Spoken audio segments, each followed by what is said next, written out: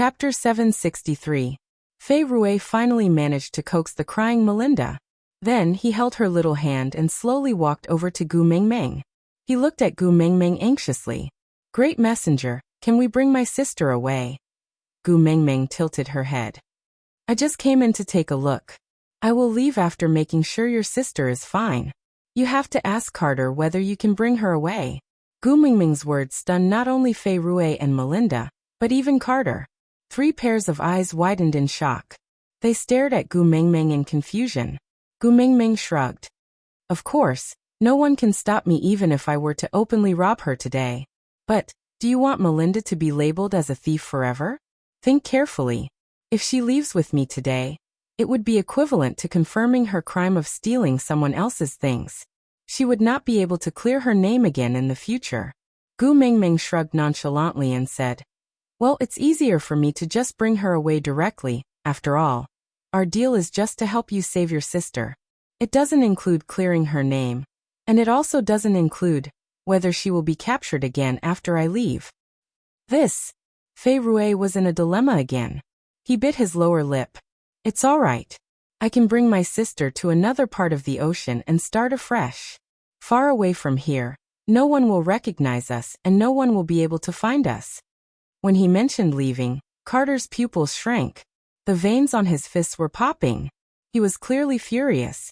Gu Mengmeng tugged at him and shook her head gently. Then, her gaze landed on Melinda's face. She smiled gently. Melinda fulfilled all of Gu Mengmeng's fantasies of being a mermaid. She was not just a backview killer. Even Gu Mengmeng, who had been brainwashed by Elvis and Leah to think that she was the most beautiful woman in the world, felt a sense of inferiority in front of Melinda. Long years at the bottom of the sea had caused her skin to be smooth and fair. Her body, which had been honed by swimming, flowed smoothly like water. There was not a single bit of excess fat on her body. She was simply the embodiment of perfection.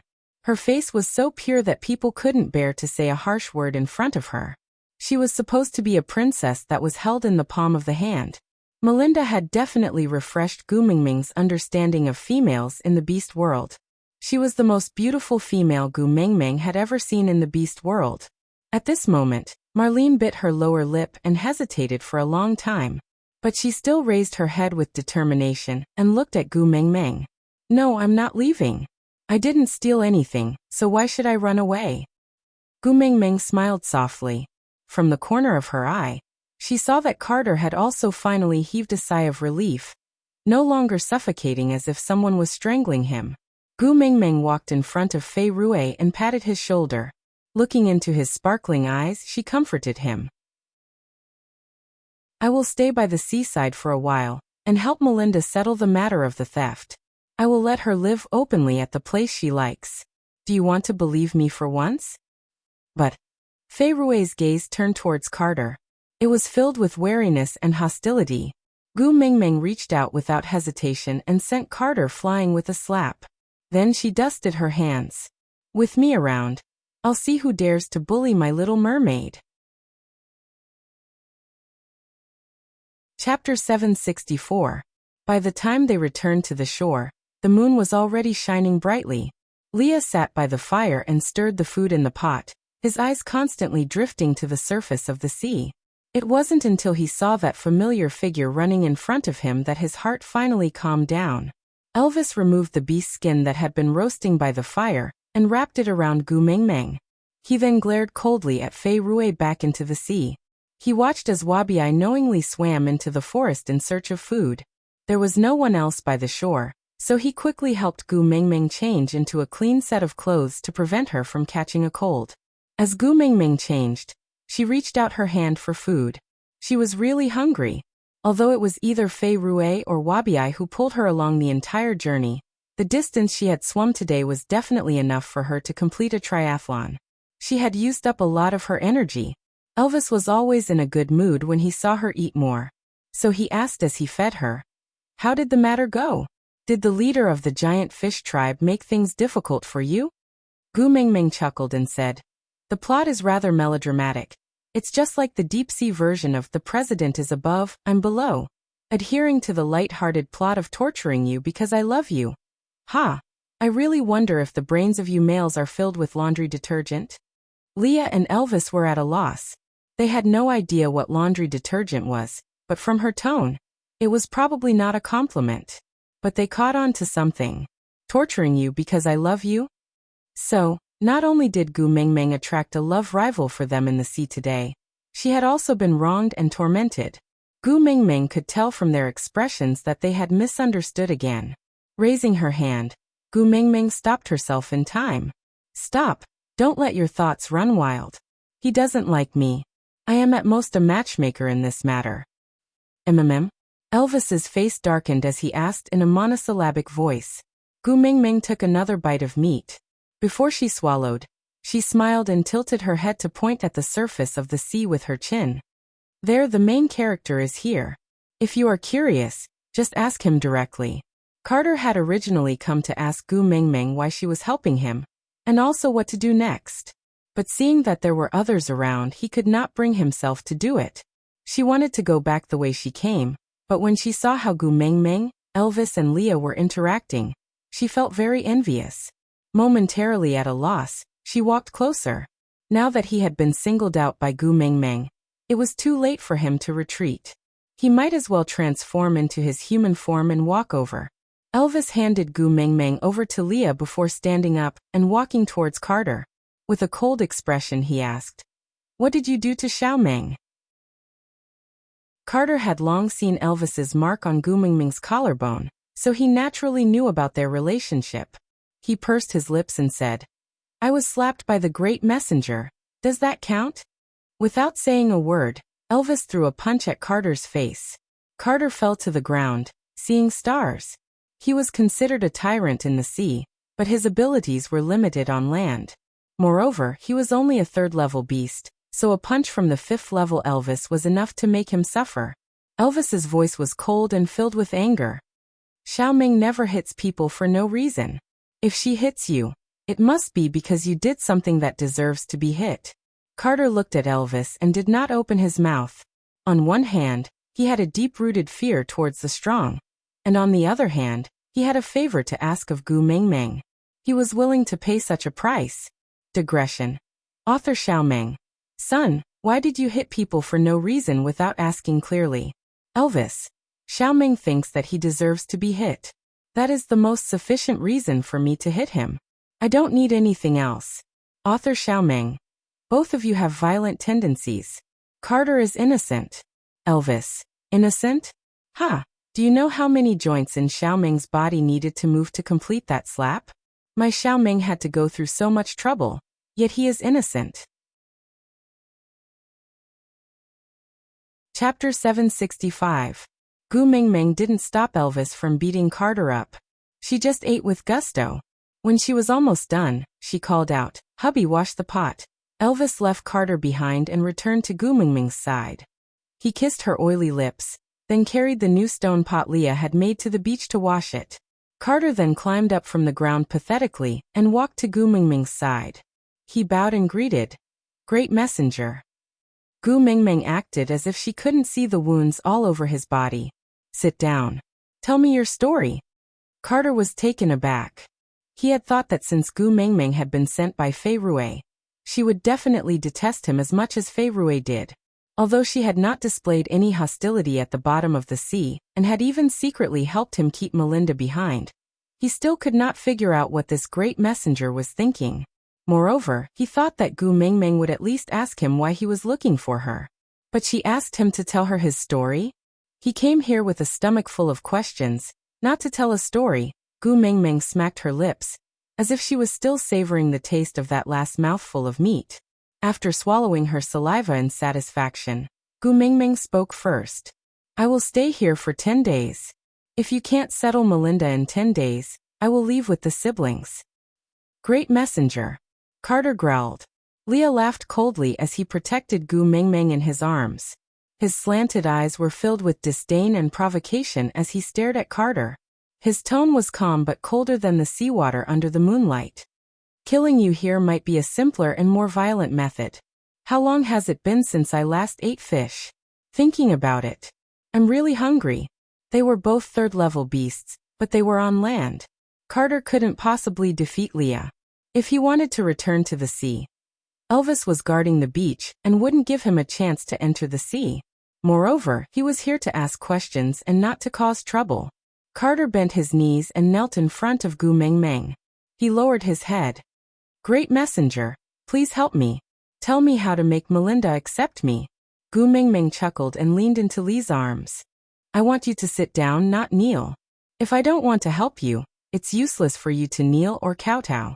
If I want to help you, I won't trample on your dignity. Understand? Carter nodded, not fully understanding. Then he sat up according to Gu Mengmeng's instructions. He stared at Gu Mengmeng with sparkling eyes, as if he was hoping to see a flower blossoming on her face and pluck it for Melinda to win her heart. Gu Mengmeng sighed and said, even if I want to give you ideas, I have to first know what is going on. Tell me your story with Melinda, and I'll help you think of a way. Carter nodded. He was obviously a hardliner, but at this moment, when he thought of his sweetheart, a trace of gentleness and shyness appeared on his face. There was a territorial dispute between clans, and I was heavily injured. I almost lost my life. I was saved by Melinda, who was out playing. With just one look, I fell in love with her. After I recovered, I returned to the giant fish tribe. The battle was still going on, and I couldn't leave my people behind. But when the battle ended and I went to find her, she didn't recognize me. She rejected me, resisted me, avoided me. She was afraid of me. Out of topic. Chapter 766. She is the most beautiful female in the world. I swear I will cherish her, protect her and give her the best. But she was so nice to me when I was injured. Why did she abandon me after I recovered? I did not do anything to hurt her. Why is she afraid of me? Even you, the great messenger, can see through my feelings for her. Why does she not know? I will never hurt her. Carter felt helpless and helpless. He lowered his head and sighed, unable to say anything else. Gu Mengmeng chuckled. You snatched the mermaid tribe's territory and forced her tribesmen to have nowhere to go. You humiliated her brother time and time again, forcing him to come all the way to Saint Nazaire to ask for my help to save him. Do you think all these are not hurt? Carter looked up in confusion. I snatched the mermaid tribe's territory because she did not like where the giant fish tribe lived. She said she wanted to go home, so I snatched her home back for her. Gu Mengmeng could not control herself and laughed. Her face was filled with the word convinced. His way of thinking was really strange. How did he come up with such a solution? Gu Mengmeng really felt that gender theory and horoscopes were all a fantasy. How did the way of thinking between the sexes become so different? And Feirue, he is always the one challenging me. I have never taken the initiative to find trouble with him. It is not my fault that he could not beat me. Gu Mengmeng facepalmed. Young man, your way of thinking is called destined to be alone. Do you understand? Carter shook his head honestly. Gu Mengmeng explained kindly. It means destined to be alone for life. Carter panicked. Why? What did I do wrong? Gu Mengmeng suddenly wanted to laugh. It was like a child who handed in a blank paper and asked his teacher, Teacher, what do you think I did wrong? What can I improve on? The teacher's reply was, You did wrong because you did not even write your name. Gu Mengmeng patted Li's chest. Tell him where he did wrong. I am afraid I will drown him with my spit. Leah suddenly felt that Carter was not so annoying. After all, he was blind. A handicapped fish was quite pitiful. Why did he say that he was blind? Of course, it was because he said that Melinda was the most beautiful female in the world. What a joke, the most beautiful female in the world was Gu Mengmeng in his arms, alright? If he couldn't even tell, what else could he be other than blind? Leah still had some compassion for the handicapped. After all, a witch doctor was also a kind of angel in white. It was his duty to care for the wounded. Of course, the prerequisite was that this patient did not covet his Mengmeng. Clearing his throat, Leah placed his large tail into Gu Mengmeng's arms, allowing her to play with it. Squinting his eyes, Leah said, With your intellect, you can't have thought of framing her for stealing, right? Tell me, who is the mastermind behind this? Chapter 767. Gu Mengmeng and Leah looked at each other and smiled, understanding each other. Leah continued. The female said she wanted to go home and you snatched her territory. This idea? Carter replied with a blank expression. Oh, this was my own idea. Leah chuckled. No one reminded you? Carter thought for a moment, then replied. Dora gave me a suggestion. Leah chuckled, then shook his head and sighed, ignoring Carter. He hooked Gu Mengmeng's chin and said affectionately, Mengmeng, promise me, don't choose partners from the ocean tribes. They are so stupid, it will lower the average IQ of our family. Gu Mengmeng nodded in agreement. Don't worry, I am very repulsed by males who don't know how to judge a whore. Elvis had already finished washing the pot and placed it beside a big tree. He then shook off the water on his hands and carried Gu Mengmeng up. Elvis had heard their entire conversation. He could still coexist peacefully with a male who had no ulterior motives towards Gu Mengmeng. He kissed Gu Mengmeng's little face, then said, Take the kiss of the ocean and let's go. He is hopeless, don't waste time. Carter was really dumbfounded by Gu Mengmeng's family of three. He couldn't get a word in or understand what they were saying, until Elvis said he was not going to care about him. Then he snapped out of his trance and looked at Gu Mengmeng anxiously. Great messenger, what did I do wrong? Please tell me. I am willing to change. For Melinda, I can change anything. Gu Mengmeng chuckled. Do you know what your biggest mistake is? Carter shook his head. Everything he did was to keep Melinda by his side. He didn't feel that he had done anything wrong. Gu Mengmeng. Indeed, a person with terminal male cancer will never know that he is beyond cure. Carter was taken aback. He looked down at his own body and frowned. I am going to die? So I can't give her happiness, right? Gu Mengmeng thought that communicating with Snake was already the limit of the generation gap, but now it seemed like she was wrong. In the beast world, there was only more difficult communication, not the most difficult. Something like a generation gap, haha, had no limits. Leah chuckled. Not being able to make the female you like happy is your biggest mistake. Carter nodded in agreement and said, I know it's my fault. But I don't know how to change. That's why I'm here to consult Lord Emissary. Leah shook his head and said, Listening to females other than the ones you like is the second mistake you made. Carter's expression was stiff and somewhat wooden. Listening to Lee's words was like listening to a book from heaven. His mouth was slightly agape, and his eyes were blank as he looked at Leah, not understanding what was going on. Leah pointed at Elvis and then at himself. My Mengmeng liked me first, but he is Mengmeng's first partner. Do you know why? Kite thought for a moment and said, Because he's a level 5 orc. You can't beat him. Leah snickered. You are really outstanding in your stupidity. How could he have been at the 5th level before mating? Kite slapped his forehead as he recalled the matter of the level 3 boundary. Chapter 768. I thought I was doing it for her own good, so she would definitely forgive me after knowing the truth. I was mentally prepared to accept all the punishments. I thought I was prepared. Leah recalled those days when he was not forgiven. Gu Mengmeng kept calling him her ex-boyfriend in the cave, asking him to maintain his composure and not pester her. Every word was like a sharp claw, tearing at his heart to this day. This pain constantly reminded him not to do anything that would upset Gu Mengmeng. He could not bear the consequences. Raising his head, he looked at Carter as if he had been through it all. Leah said slowly, All punishments, including her tears and determination. What if the only punishment she can give you is to tell you with tears that she forgives you and doesn't hate you anymore, so that you don't need to disturb her anymore?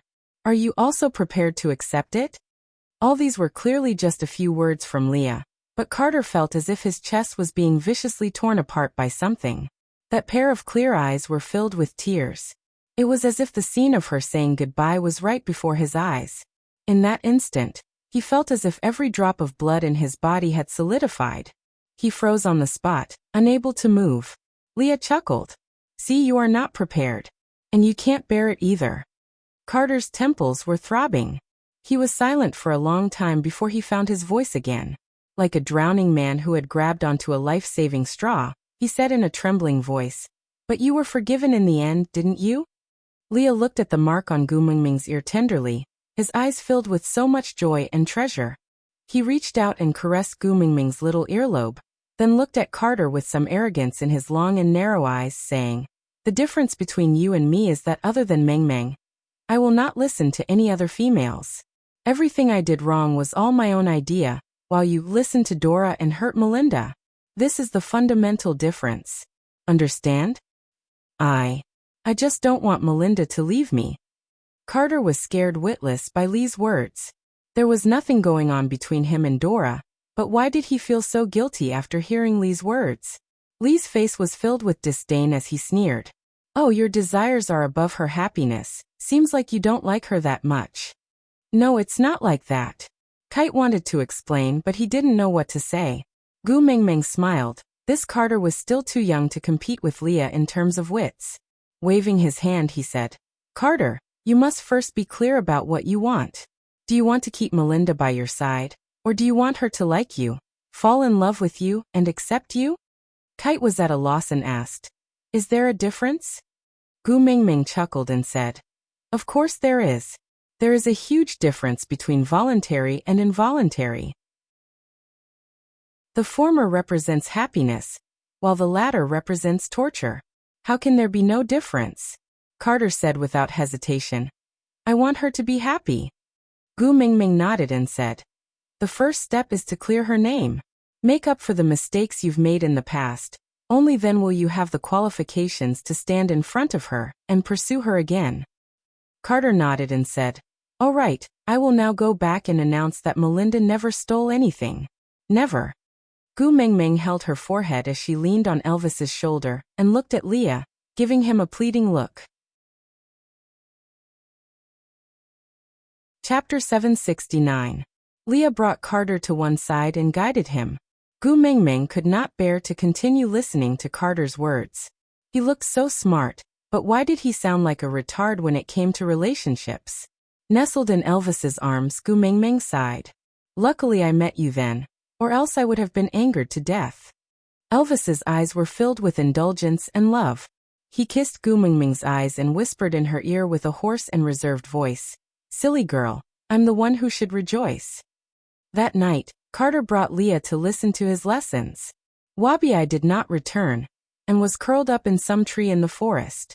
Ian's presence was as low as ever. Meanwhile, Elvis hugged Gu Mingming and listened to her count the stars one by one. She told him interesting stories about the constellations that he did not understand. Her voice was so gentle that he could not sleep the entire night. He did not even want to miss the sound of her breathing. The next morning, Wabi brought back fresh fruits while Ian strangely brought back many bird eggs. Seeing Gu Mingming looking at him as though he was a pervert, he snorted coldly. "Even our eagle owl tribe doesn't have any descendants. How can these uncivilized dumb birds reproduce?" Gu Mingming's eyes were filled with disdain.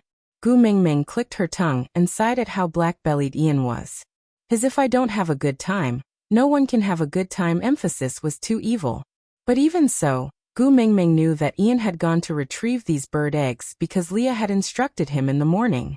Gu Mingming was still nestled in Elvis's arms. She did not know why, but she just felt that something had happened to Elvis during the day she went to the deep sea. There was clearly nothing different, but Gu Mingming knew that Elvis was very uneasy, as if he was very attached to her. But he did not want to say, so Gu Mingming could only choose not to ask. Gu Mingming bit on the fruits Wabi had brought back and stretched her neck to wait for Leah to cook the bird eggs. The eggs were not cooked yet, but a few familiar faces came up from the sea. Fei Rue was holding Melinda's hand as he ran over. Looking at the smiles on their faces, Gu Mingming thought to herself that Carter was really efficient. He had only returned late last night and this morning, he had already cleared Melinda's name. Lord Envoy. Fei Rue and Melinda were the same. Their skin was so fair that Gu Mingming could not bear to let them bask in the sun. It was as if the sun could melt them. Meanwhile, Fei Rue and Melinda's cheeks were flushed red. Mermaids did not have sweat glands, so their skin was still dry. However, their panting clearly told Gu Mingming how much they wanted to be the first to tell this good news to her. Gu Mingming patted Fei Rue's shoulder. "Speak slowly, it's all right." Fei Rue took a deep breath. His cold, star-like eyes shone with a bright light. He was so happy that he almost cried. My sister is free. Gu Mingming maintained a polite smile. Although this news, she had already known about it last night. She still congratulated Marlene happily. She passed one of the fruits in her hands to Marlene and said, "Here, this is for you. To celebrate your freedom." Chapter 770. Gu Mingming looked behind her. Indeed, there was a familiar head peeking over from behind the rock. It clearly wanted to stick close to her, but could only watch from afar. It looked rather pitiful. "You come here for a moment." Gu Mingming pointed at the head behind the rock. Carter was taken aback, but still swam out from behind the rock. He transformed into his human form and went ashore. His eyes were fixed on Melinda. Naturally, he didn't miss the way Melinda shivered and hid behind Fei Rui the moment he appeared. She was still afraid of him. Great messenger. Carter lowered his head and averted his gaze. He didn't want to see Melinda panicking, but he couldn't help but want to get closer to her. Gu Mingming ignored the conflict between the two. She just said to herself, "We want to eat seafood. You and Fei Rui can help me fish some." Carter nodded. Yes. Fei Rui wasn't willing to speak to Carter, but Gu Mingming was the messenger of the beast deity. If she hadn't come, Melinda would still be locked up. Although this matter had nothing to do with Gu Mingming on the surface, Fei Rui knew that if Gu Mingming had not stepped forward, Carter would not have let Melinda go no matter how much evidence they had to prove her innocence. So it was his honor to be able to do something for Gu Mingming. Although it was insignificant compared to what Gu Mingming had done for him and his sister, it still made him feel better. So even though his partner was Carter, Fei Rui didn't reject Gu Mingming's request.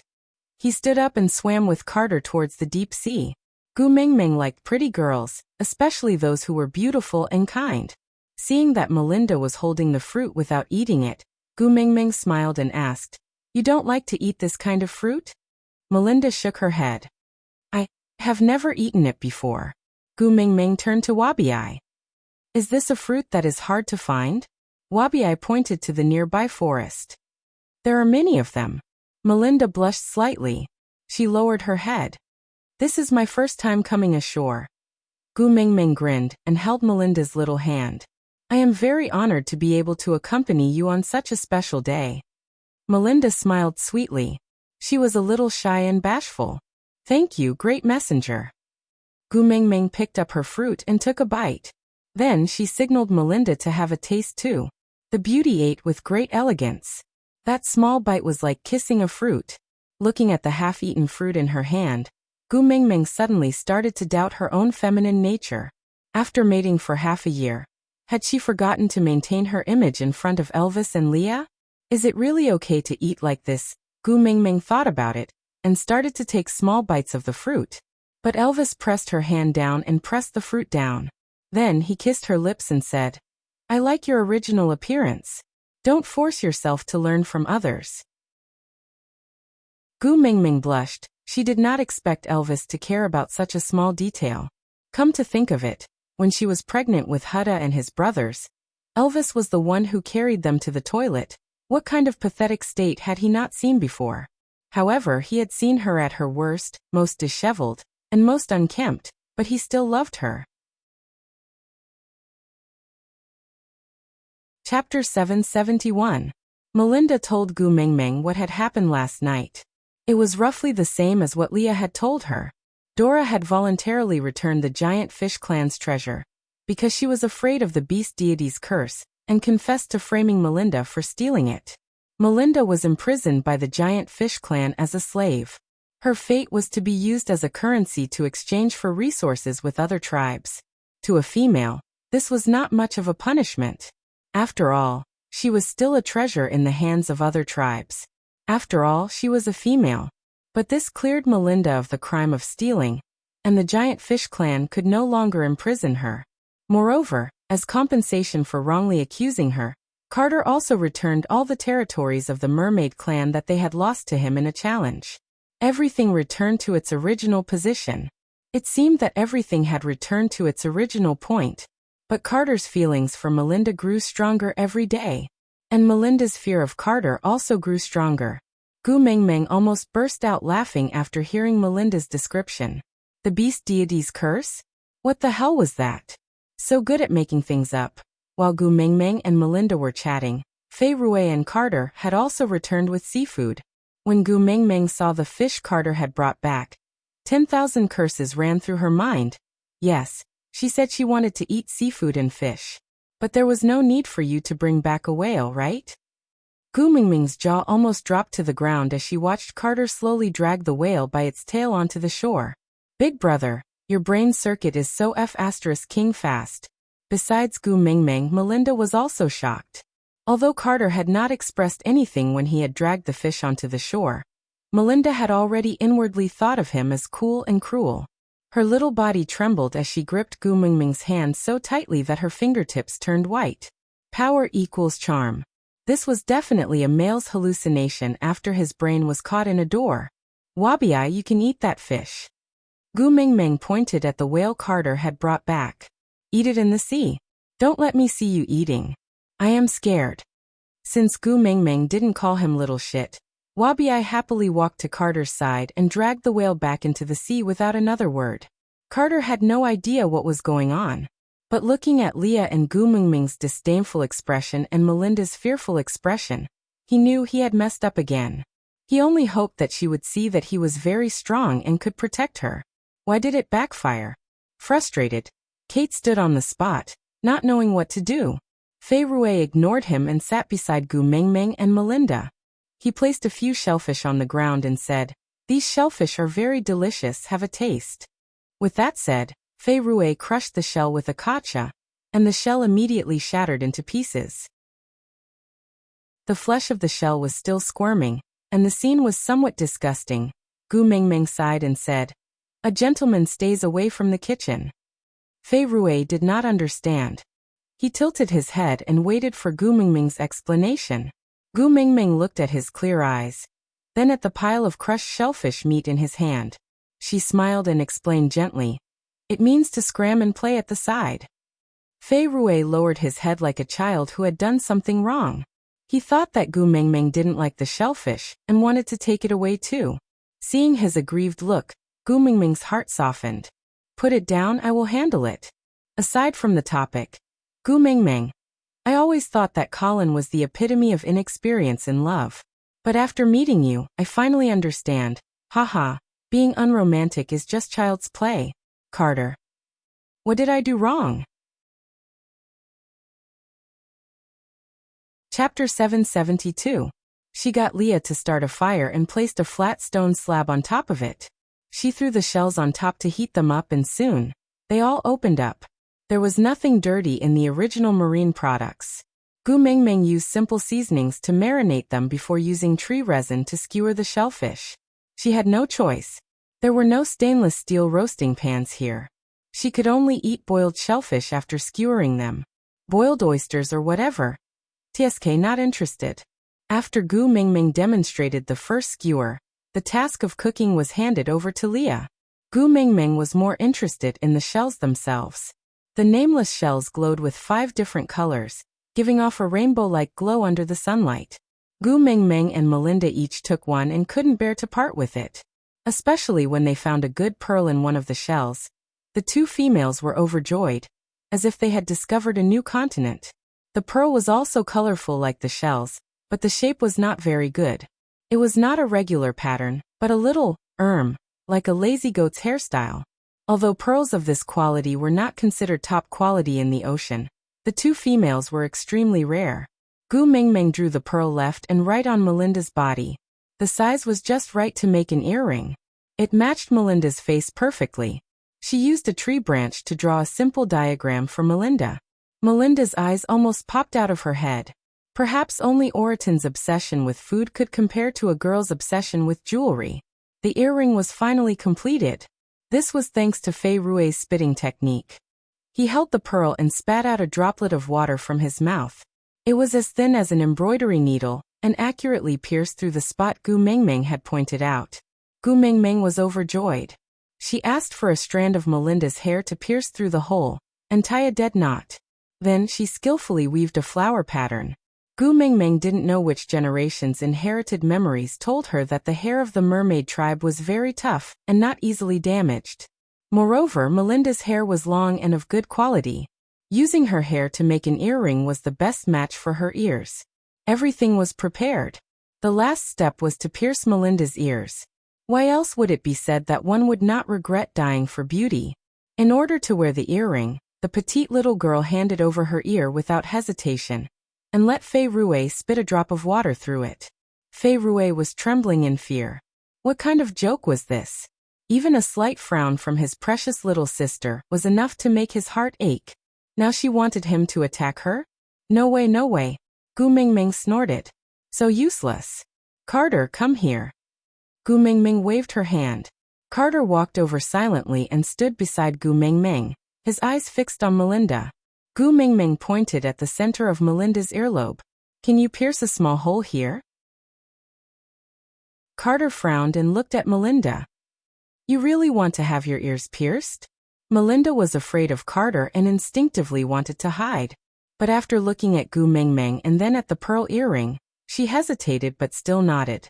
This was the first time Melinda had asked him to do something. No matter how reluctant he was, Carter would not disappoint her.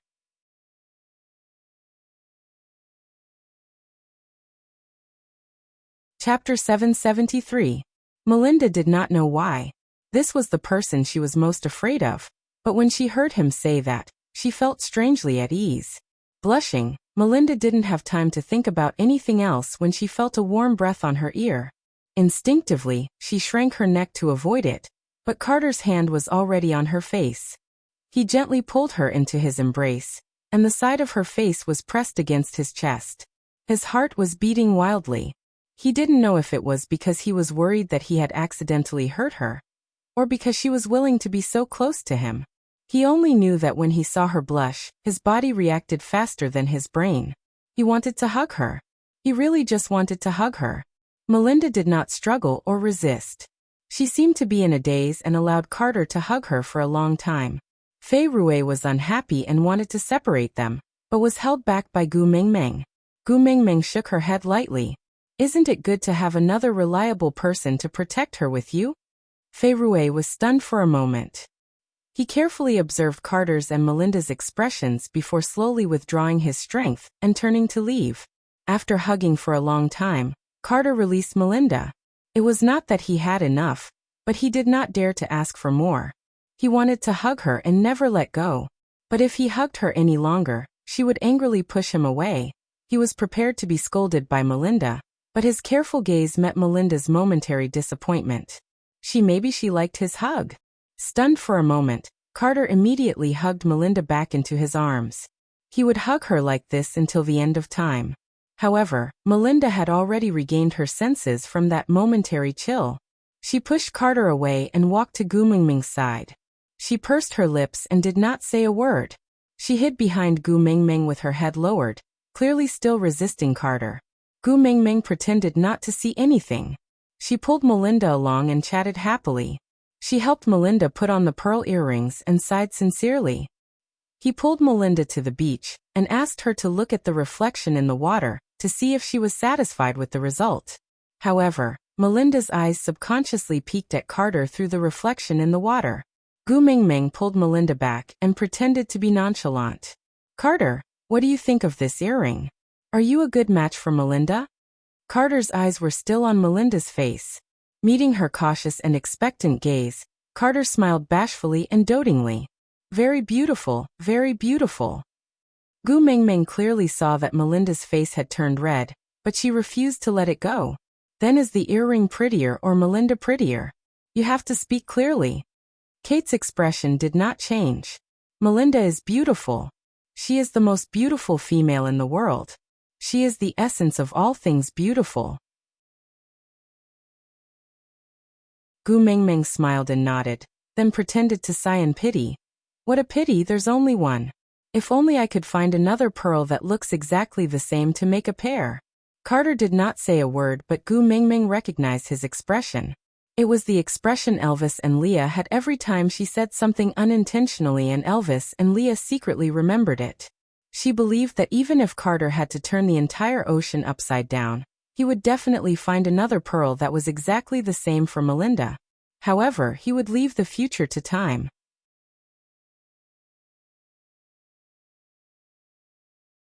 Chapter 774. After resting for 2 days, Fei Rue and Carter brought their tribesmen to fetch Gu Mengmeng to the Forbidden Abyss on the morning of the 3rd day. Compared to the first time they entered the sea, it was a little more extravagant this time. Gu Mengmeng was wrapped up in Wabiai's snake tail, feeling like an emperor leading his officials on a tour with a divine beast. Although this divine beast looked like a piece of sh*t soaked in water, but she endured it. After all, there were many fishes behind them and it looked rather intimidating. Elvis and Leah also wanted to follow but were rejected by Gu Mengmeng. Although the mermaid tribe's air bubble could allow them to breathe underwater, if they met with any accident and the air bubble burst, they would definitely die at that depth. Moreover, even if the air bubble was fine, the water pressure at the bottom of the sea was also a serious problem. Beasts who lived on land for a long time would be half dead just by going down. Why was Gu Mengmeng fine? Nonsense, she had Snake's beast king powers and the kiss of the beast deity from her lonely father. Of course she would be fine. When they neared the so-called Forbidden Abyss, Gu Mengmeng finally understood why Fei Rue said the messenger of the beast deity had to come personally. It was clearly a flowing sea, but it was filled with a thick layer of poison. It was as if the poison was continuously seeping out from the depths of the sea, so thick that even the sea could not melt it. Fei Rue and the rest swam to this point, and could no longer go any nearer. Their expressions were solemn as if they were suffocating. Gu Mengmeng didn't want to force them, so she asked them to retreat. She and Wabiai could go down alone. Fei Rue was worried, but he also knew that with his powers he would only cause more trouble if he went down. So he instructed Gu Mengmeng not to force herself, and to retreat if she felt something was wrong. She must not force herself. Gu Mengmeng made a reassuring gesture, and asked them to retreat further, and not be affected by the poison. Fei Rue and Carter said that they would meet her at the entrance and wait for her to come out. Gu Mengmeng didn't reject them. She just led Wabiai into the deepest part of the pitch-black darkness without any source of light. Gu Mengmeng had inherited Elvis's night vision, so her fear of the dark had already been reduced to its lowest point. But the absolute darkness and the absolute silence still gave her a creepy feeling of uneasiness. Gu Mengmeng instinctively grasped Wabiai's hand, but Wabiai said irritatingly, "Don't you know how strong your claws are? If you break my arm later, you can do it yourself if you encounter any danger." It had to be said that Wabiai's words effectively dispelled Gu Mengmeng's fear. That's right, in the entire beast world, she was already the strongest among the strong. If she met with any danger, she could just release her beast pressure and suppress it. If it was some kind of demon or ghost, didn't she have a lonely old man's father to back her up? F***ck, she had someone on top of her too, okay? He was a legitimate second-generation immortal. Because of Snake's tear of the beast deity, Gu Mengmeng's body was now immune to all poisons, because there was nothing more poisonous than the blood in her body. Fighting poison with poison, it was only natural that the weaker side would be completely devoured. However, Wabiai clearly did not possess such strength. The deeper he went, the denser the poisonous fog became. Wabiai was starting to feel a little powerless. Gu Mengmeng didn't want Wabiai in front of her, so she asked him to return and wait with Fei Rue and the rest. But Wabiai said, "If I leave you alone, you can forget about raising your head in front of him for the rest of your life." Digression. Yeah, today's update is over. Chapter 775. Gu Mengmeng wanted to say that there was no need to compete in such a place. She had the protection of the kiss of the beast deity and her abilities were not affected in the water. Even without Wabiai, it would not be a big problem. But Gu Mengmeng also knew that males had their own pride and dignity. Sometimes, they would view certain things as more important than their own lives. She did not hesitate too much because any further hesitation would only cause Wabiai more pain and suffering. Nodding, Gu Mengmeng said, "If you can't hold on, go back immediately. I will not blame you and neither will Snake. On the contrary, if anything happens to you, I will not be able to answer to Snake." Wabiai tucked Gu Mengmeng under his armpit and charged into the abyss in his half-beast form. He raised his speed to the maximum, clearly wanting to end the battle as soon as possible. His tightly furrowed brows and a solemn expression that she had never seen before proved that his current condition was not optimistic. But he still gritted his teeth and said, "I don't need you to answer to him about my life." In the poisonous fog in the deep sea, there was nothing but flowing water. Wabiai's speed was so fast that Gu Mengmeng could only feel the poisonous fog whizzing past her ears. Her body was sinking rapidly. But how long did she sink? How deep and how far did she sink? How long did she sink? Gu Mengmeng could not be bothered. But when Wabiai's body finally stopped, Gu Mengmeng could clearly see that the scales on his tail had already been corroded by the poisonous fog, revealing the flesh underneath. There were also many festering spots on his chest. It was not fatal, but it was still a ghastly sight. Puffed! Wabiai spat out a mouthful of saliva that was mixed with blood. He raised his hand to wipe it off and laughed as though he did not know his limits. "You want to compete in poison with me? In this life only snake is more poisonous than me." Seeing his stubborn look, Gu Mengmeng retracted her hand that was about to support him. Sometimes, she had to know how to hold back her pity to save a man's face. Gu Mengmeng smiled and patted the parts of Wabiai's body that were still intact.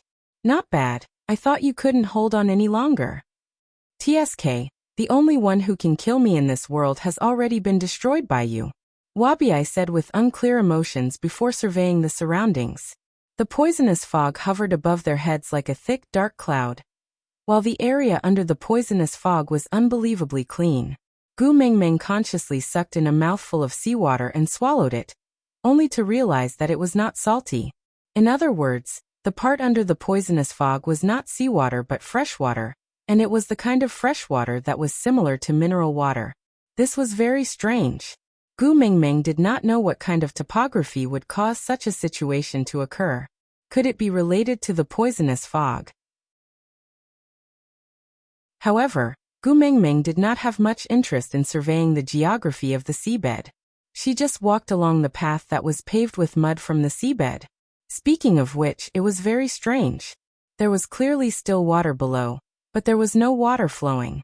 It was clearly the same seabed mud, but there was a forest path that formed a sharp contrast with the mud beside it, as if it was guiding her forward.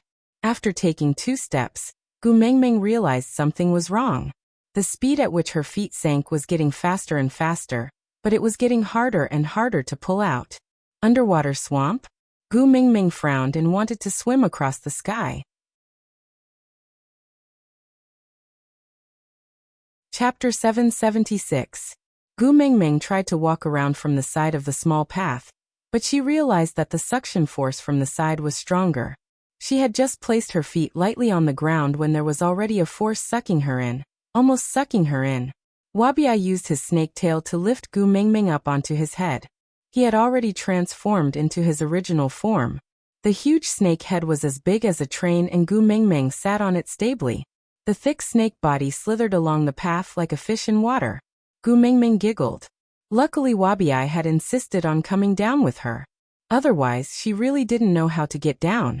"Little shit, I didn't expect you to be so reliable." Gu Mengmeng patted Wabiai's head. Wabiai stuck out his tongue and said to Gu Mengmeng in snake language, "If you call me little shit again, do you believe I won't throw you into the mud?" Gu Mengmeng shrugged. "I don't believe you." Wabiai gritted his teeth and didn't reply. Because he didn't believe it either. Because of Wabiai's cheat-like nature, they reached the end of the path after about half an hour. It was rather boring and nothing happened. Then Gu Mengmeng was even more confused. The ocean behind them was like a huge water ball, rippling with water, but the light was blocked off.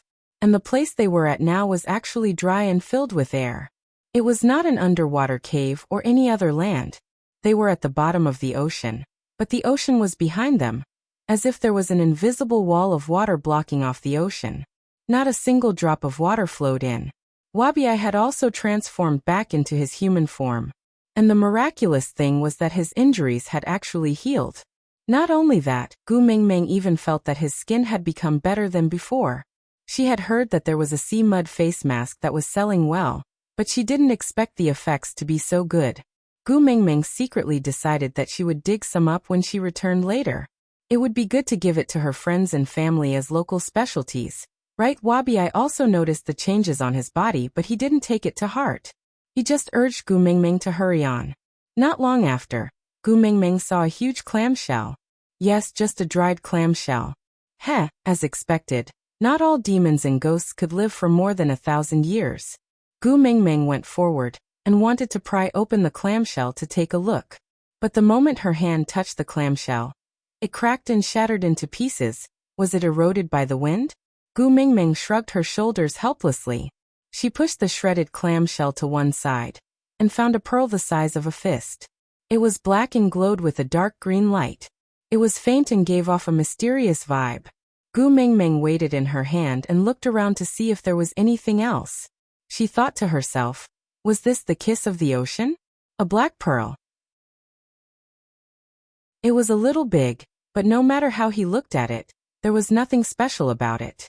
The luminous pearl that Elvis had given her to play with previously was not much smaller than this. She had crushed it just like that. It did not seem to be that rare.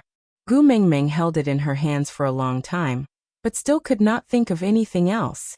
If the kiss of the ocean was not referring to the shattered clamshell, then it could only be referring to this pearl. And on the way back, Gu Mingming truly experienced the awesomeness of this pearl.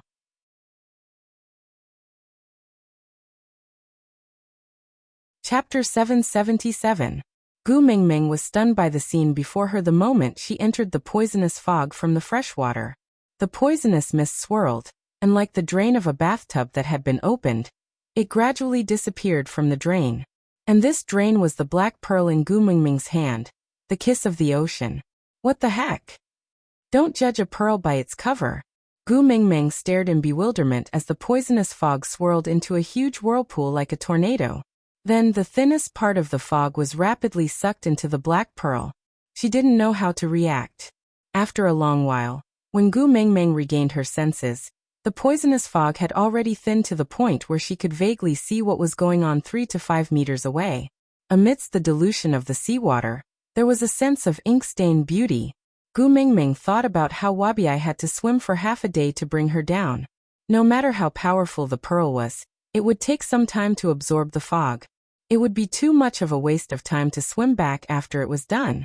Not to mention Fei Rui and Carter, Elvis and Leah didn't know what was going on down there. Wouldn't they go crazy seeing her taking so long to return? So Gu Mingming leaned over to Wabi and said, "Let's swim back as we swim. I don't think we can finish absorbing the fog in such a short time."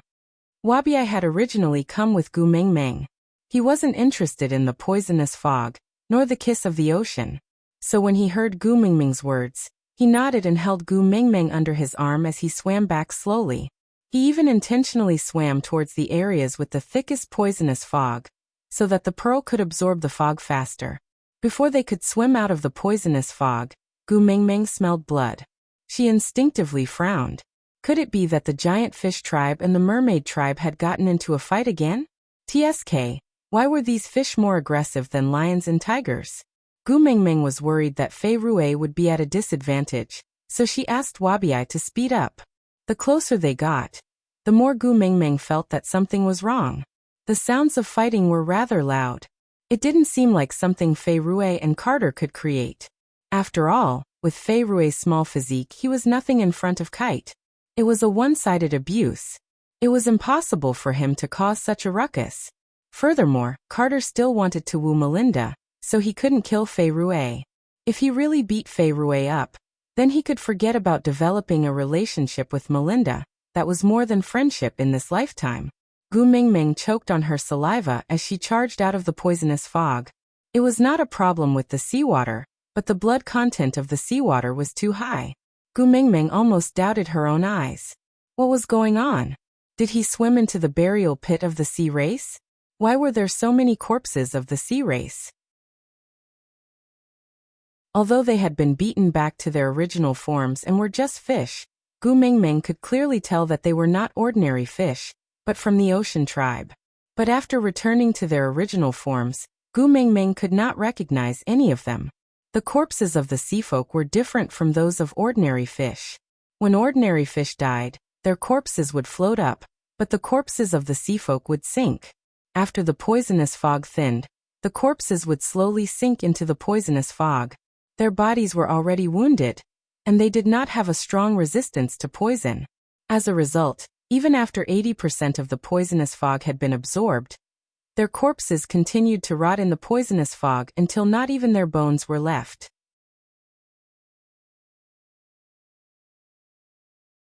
Chapter 778. Wabiai led Gu Mengmeng and continued to swim upstream. They could already see people fighting. Huge waves surged beneath the surface of the sea. The battle between the sea tribes was even more brutal than that between the wild beasts on land. Gu Mengmeng tried her best to distinguish between friend and foe, and finally found Fei Rui and Carter under the guidance of that head of golden hair. At that moment, the two of them were being attacked by another member of the sea tribe. From the looks of it, that person should also be third level. It was hard to say who would win if he fought Carter head-on, but Carter had to deal with him while protecting Melinda at the same time. It was inevitable that he was being attacked from both sides. Gu Mengmeng quickly swam over and turned to protect Fei Rui and his sister behind her. She faced the enemy's attack head-on and smiled coldly. She didn't even raise her hand. The attacker didn't hesitate at all because of Gu Mengmeng's appearance. Not only did his movements not slow down, they even became fiercer. In just an instant he adjusted his angle slightly. He was going to take Gu Mengmeng's life. However, before that sword-like nose could reach within 3 steps of Gu Mengmeng, it stopped abruptly. The attacker frowned and suddenly turned back to look. His heart skipped a beat, and his face contorted in shock. Fear contorted his face, and he didn't even have time to shout for help before half of his body was bitten off by Wabiai. Blood spread across the sea like a red spider lily blooming in the sea. It was demonic and strange, carrying with it a strong aura of death. It was so beautiful that it was suffocating. Wabiai threw away the half-fish wrapped in his snake tail in disgust. Then he watched in disgust as it slowly sank into the poisonous fog of the abyss, gradually rotting and dissipating. Twisting his neck, he scanned the surroundings. That gaze was just like looking at food. Great messenger. Fei Rui grasped Melinda's hand and pushed her to Gu Mengmeng's side. Great messenger, please help me take care of my sister. If we all die here today, please bring her back to Saint Nazir. Even if she becomes partners with a land beast, it's fine as long as she survives. As he said that, Fei Rui glanced at Carter. Carter pursed his lips, but didn't say a word. The other party had come prepared. They had concentrated their attacks on Melinda from the start, forcing him to stay by her side to protect her. He could only watch helplessly as his people were scattered by the other party and killed one by one. Now that the giant fish tribe had suffered heavy losses, it was doubtful if they could even survive to the end, much less protect Melinda.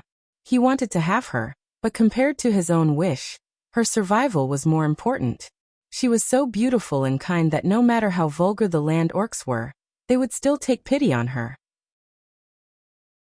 If it was the tribe of the messenger of the beast deity, she would have a good life. Clenching his fists tightly, Carter slowly took a step forward, ready to fight. It was the sorrow and heroism of a warrior who would never return. But just as he took a step forward, his waist tightened. Melinda hugged Kate's waist from behind and said in a nasal voice, "I'm not leaving. I want to be with Kate. Even if we die together."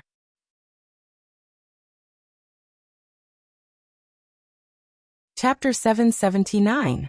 Carter and Melinda had no idea what Gu Mengmeng was saying. They only saw her gently nudge the 3 of them away from the battlefield, before instructing, "All members of the giant fish tribe and mermaid tribe, retreat behind your tribe leaders." As soon as he finished speaking, the scattered clansmen retreated in a sorry state. The enemies were intimidated by Wabiai and didn't dare to move. They could only watch helplessly as they left. "Is there no one else on our side?" Gu Mengmeng turned back and asked. Carter scanned the surroundings and nodded. Gu Mengmeng smiled slyly. "Children, it's time to eat." As soon as he finished speaking, countless water snakes surged out from all directions and surrounded the battlefield. Then, they gradually tightened the encirclement and gathered the enemies again and again. Those who attempted to break out of the encirclement or escape would immediately be bitten by the agile water snakes for a second. In less than 3 seconds, they would no longer have the strength to struggle. Then the water snakes would bite their heads and slowly swallow their entire bodies into their stomachs. The others didn't dare to escape anymore. They cowered and moved closer to the center. And in the center, waiting for them was the beast form Wuxia. His bloody mouth was wide open, as if waiting for them to jump into his mouth. Retreat. There was no way out. Attack. There was a huge disparity in power. It was supposed to be a sure-win situation. But the moment that female appeared, the tables were turned. Damn it, when did these snakes appear? All the enemies were surrounded by the snakes like sardines in a can. With Wuxia's mouth, he would probably finish them all in 2 mouthfuls. Wait a minute. Gu Mingming chuckled and gestured for him to stop. The snake beast's encirclement stopped shrinking and Wuxia also transformed back into his half-beast form out of boredom. He used his tail to sweep up the person who had just spoken, and threw him in front of Gu Mingming. Fish in the water would never be in such a sorry state.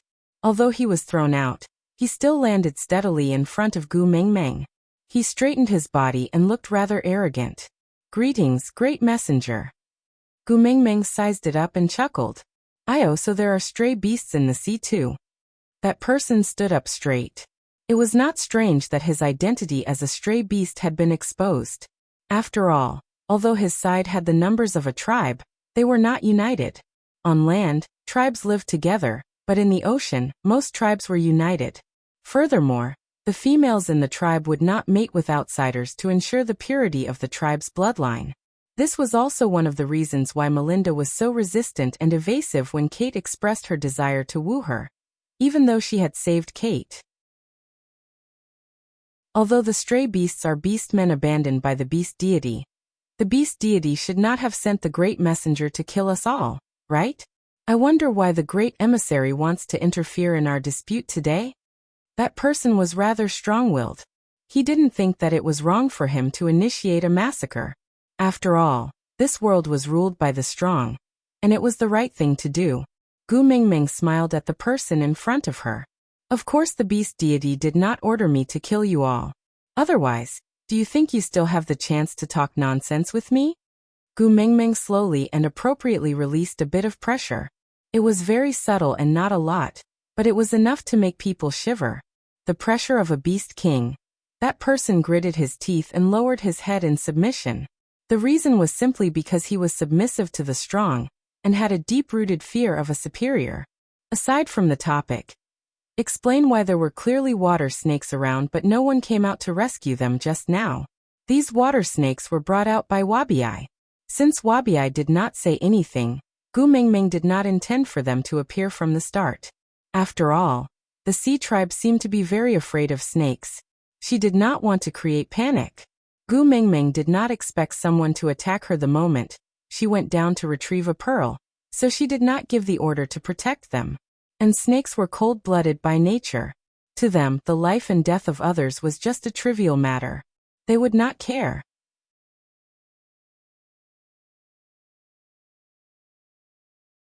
Chapter 780. There was still a bunch of weaklings behind her. After the previous battle with the stray beasts, Gu Mingming already knew the importance of controlling her emotions. She had been working hard to control her beast pressure over this period of time, and had achieved some success. Seeing that the person who came out to negotiate had given in, there was no need for her to continue pressuring him. After all, what if Melinda was scared to death before the stray beasts? As for why I want to interfere in your dispute, you have to ask yourself. Gu Mingming smiled condescendingly. Don't tell me that you stray beasts who have been banished by the various tribes just happened to meet them, and wanted to exterminate them when you passed by. Why not? Stray beasts do not follow the rules. That person was a little guilty, but still forced himself to look calm. Gu Mingming replied with an "oh." So stray beasts do not follow the rules. Alright then, let's leave the stray beasts to them to settle. Gu Mingming took a step forward and slapped that person's shoulder, sending him back into the water snake's encirclement. Gu Mingming's strength was so strong that even a fish could not resist the force. When he could barely steady himself, he felt a pain in his lower body before he could say another word. Turning his head, he realized that his lower body had already entered Wuxia's mouth. The snake's venomous eyes were vertical, emitting a chill that made one's entire body shiver. But he did not even have the chance to beg for mercy before he was swallowed into Wabiai's mouth and died. If it was in the past, Gu Mengmeng would definitely be a little afraid when faced with such a scene. But after inheriting Snake's memories, she was very clear on one thing. That was to be merciful to one's enemy was to be cruel to oneself. She had already heard the water snake's report. These stray beasts had planned to kill Carter, Fei Rui and the rest, then disguise themselves as them. When Gu Mengmeng emerged from the abyss, they would suddenly attack and snatch the kiss of the ocean. But they didn't expect a few things. Firstly, the poisonous fog didn't kill Wabiai, nor did it weaken Gu Mengmeng. Secondly, they underestimated Fei Rui, Carter and the rest. They didn't expect that they would rather risk their lives to stay here and provide support for Gu Mengmeng. They were clearly not powerful, but none of them tried to escape. If Gu Mengmeng came back later, looking at the less than 20 people left behind, Gu Mengmeng's heart was bleeding. How majestic was the scene when they arrived. In less than half a day, there were less than 20 people left. Gu Mengmeng hugged Fei Rui's arm and grinned. Our little shit looks ferocious when he eats. Don't scare Melinda. Let's return to the shore first. Fei Rui and Carter turned back to look at Wabiai. The absolute disparity in strength was on full display in front of him. The stray beasts that had been tearing at their tribesmen earlier were now coiled around Wabiai by the water snake. It was as if they had been sent to the dragon's pool and had lost all will to resist. There was only a desolate look on their faces, clearly waiting for death. Such a scene was not suitable for females to watch.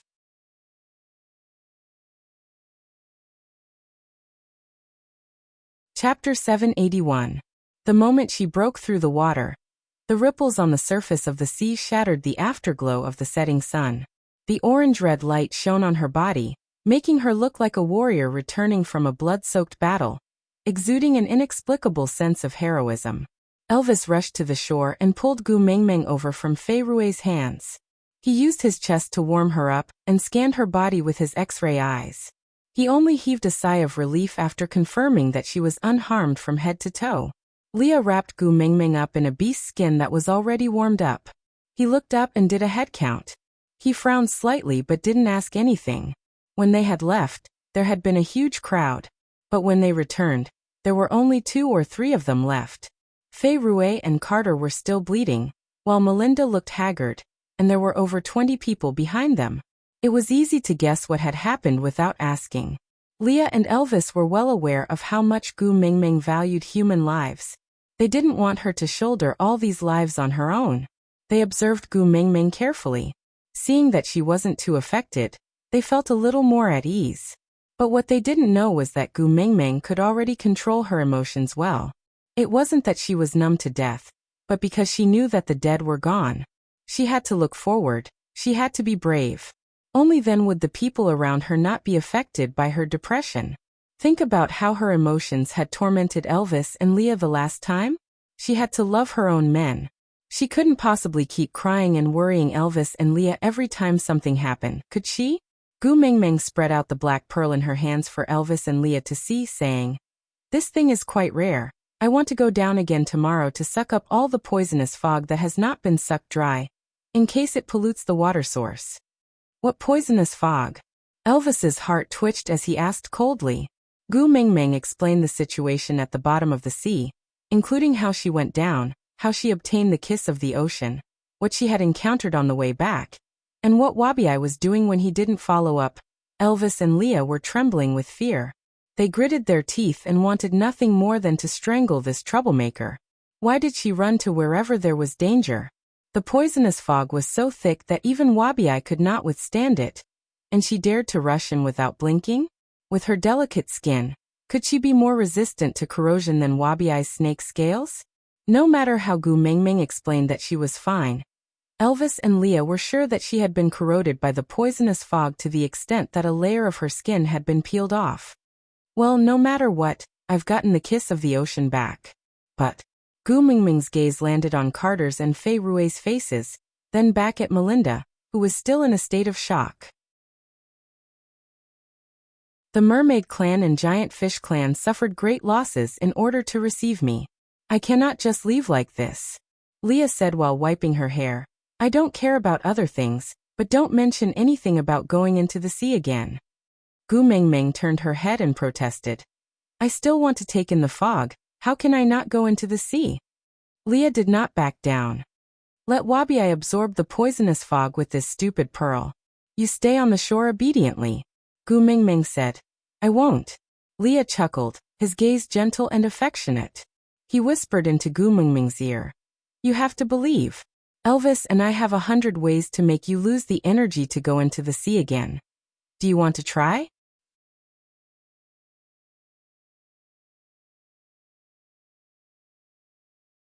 Chapter 782. What kind of joke was that? Try? She was not stupid. Just Elvis alone could easily make her unable to get out of bed for 3 days. Now with Leah, if these two shameless fellows really went all out to teach her a lesson, she would really be dismembered on the bed. Seeing Gu Mengmeng admit defeat, Leah smiled regretfully. He hooked Gu Mengmeng's little chin and said in a slightly resentful tone, I still wanted to try forcing Polly. What a pity. Gu Mengmeng blushed and pushed Leah away. She then looked at Fei Rue and Carter and said, There are only so many of you left. It is not practical to split into 2 tribes. Why don't we merge? Fei Rue doted on his younger sister. He could see that Melinda's feelings towards Carter had changed, and he could not bear to disappoint his sister. And Carter was even more so. He could give up his life for Melinda. What else did he have to protect? But there had never been a mixed tribe in the ocean. Although there were only over 20 mermaids and giant fish tribes left, they did not know whether to call themselves the mermaids tribe or the giant fish tribe. Melinda was also in a difficult position. She obviously hoped that her brother and Carter could become a family. She did not want to leave either of them. But it was a heavy topic to decide on which tribe to make disappear. No matter what she chose, one side would be hurt. This was not something she wanted to see. So Melinda took a step forward and looked at Gu Mengmeng.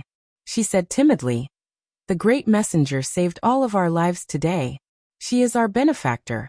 We are willing to listen to the great messenger and merge the 2 tribes together. But as for the name, could we trouble the great messenger to help us decide on it? Gu Mengmeng looked at Melinda and felt a sense of pity for her. She was really different from those coquettish bitches outside. Even if girls saw her, they wouldn't think that her delicateness was fake. Instead, they would really want to hold her in the palm of their hands and protect her. It was the kind of feeling that any girl in front of her would want to become a strong woman and not let others bully her. Gu Mengmeng thought that if she could give birth to a daughter one day, she would definitely send her to Melinda to be her godmother and let her raise her. She would also raise a well-bred socialite like Melinda. Melinda was practically the epitome of what all mothers in the world called other people's daughters. It was 2F** King Rare. Gu Mengmeng could not resist Melinda's request. Zhang Xian nodded and pondered for a long time. However, when it came to naming things, the more cautious one was, the less one would be able to come up with an idea. Gu Mengmeng thought for a while and asked Leah, What would God's blessing be translated into the beast world's language? Leah replied, Bridges. Gu Mengmeng felt that it sounded rather nice, so she turned to look at Carter and Fei Rue. What do the 2 of you think? This name was too big. To be honest, not to mention the fact that there were only 20 people in this tribe. Even if there were 2,000 people, no one would dare to call out such an arrogant name. God's blessing. You don't like it? Gu Mengmeng looked at the strange expressions on Fei Rue and Carter's faces. It did not look like they did not like it or like it. Instead, they looked a little scared.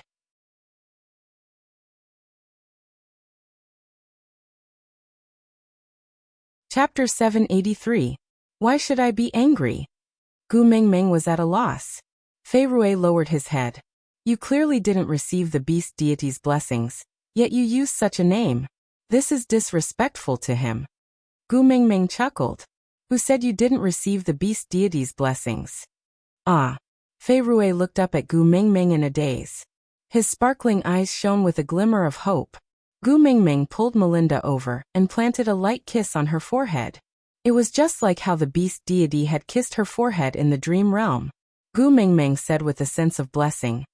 You all risked your lives to protect the beast deity's daughter. How could he not bless you all? Melinda blushed all the way to her neck from Gu Mengmeng's kiss. It had nothing to do with love or hate. It was just a kind of excitement. It was as if you were suddenly invited to a meeting by the premier of a country. Not only did the premier not put on airs or keep a distance, he even shook hands with you and said, Child, you did very well in your exams. I am praising you on behalf of the country. If it were you, you would also blush. Gu Mengmeng looked at Fei Rui and Carter. She smiled. What do the two of you think? If you don't like this name, you can give me a name you like. I have no objections. After all, this is your own tribe. You have the right to name yourselves. Fei Rui and Carter exchanged glances. Then they bowed to Gu Mengmeng. Bridges will forever follow the great messenger. I will be your most reliable servant in the ocean. Actually, Gu Mengmeng didn't intend to recruit servants. Although she liked a senior from the swimming club, she wasn't that passionate about swimming. Now that she had taken the kiss of the ocean, she probably wouldn't return to the beach for no reason. But after she left, it would be difficult for this small tribe of over 20 people to survive in the ocean. If her name could bring them some protection, then so be it. Nodding her head, Gu Mengmeng finally accepted the loyalty of the Bridges tribe to her. Fei Rui was originally the prince of the tribe. He should be the next tribe leader. Carter was the first to speak. He gently held Melinda's little hand, his determined eyes filled with tenderness. He had given all his tenderness to Melinda, and had nothing left for the world. I just want to stay by Melinda's side. I don't care about anything else. Fei Rui shook his head and said, The strength of the patriarch directly determines the strength of a tribe. I know that I'm unable to support the prosperity of a tribe like Bridges. You should be the patriarch. Although I don't like you, I can't deny your strength and talent. Furthermore, my sister is a princess after all. How can her first partner be a mediocre person? Carter still wanted to say something, but Fei Rui suddenly laughed. Without giving him a chance to speak, Fei Rui continued. Also, after you have mated, I want to return to Saint Nazir with the great messenger. When he said this, everyone present was shocked. Elvis scooped Gu Mengmeng back into his arms. His powerful aura engulfed everyone, making them want to kneel on the ground. His face darkened, and he looked like he was about to tear Fei Rui apart. What do you want? Fei Rui was trembling in fear. His clear eyes were filled with grievance. He looked like he was about to cry. I want to learn the great messenger's new skills, and bring those magical skills back to the ocean. Aside from the topic, today's update has ended.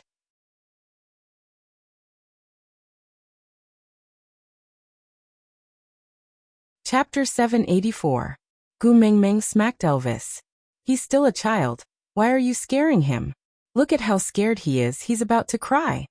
Elvis was rather satisfied with Fei Rui's answer, so when Gu Mengmeng said that, Elvis did not say anything else. He just retracted his pressure and said calmly, as long as he doesn't have any improper thoughts, he won't meet with any undeserved misfortune. Fei Rui's eyes were filled with disbelief. This farce ended just like that. But Gu Mengmeng still didn't know how powerful the Bridges tribe would become in the near future. After all, she had neglected the number of fish that could be born in a single birth. Gu Mengmeng didn't attend Melinda and Carter's wedding. After all, there weren't any unnecessary formalities here. It was a simple and crude wedding where they directly consummated their marriage. Although Gu Mengmeng had already given birth to 4 children, she still held a conservative attitude when it came to observing other people's mating process. Eavesdropping was too exciting. She didn't want it. So Gu Mengmeng bade farewell to everyone at the seaside. Fei Rui stayed behind to wait for Carter and Melinda to mate before returning to Saint Nazir, while Gu Mengmeng and the rest returned the way they came. Gu Mengmeng originally wanted Wabiai to return to the Snake King Valley directly, but Wabiai had a lazy expression and didn't respond. Gu Mengmeng knew that he was still worried about her. He was afraid that if anything happened to her, he wouldn't be able to answer to Snake. But even though she was already so powerful that she didn't need to fear anyone, Wabiai still treated her like a parent. Gu Mingming felt helpless, but she didn't dislike it either.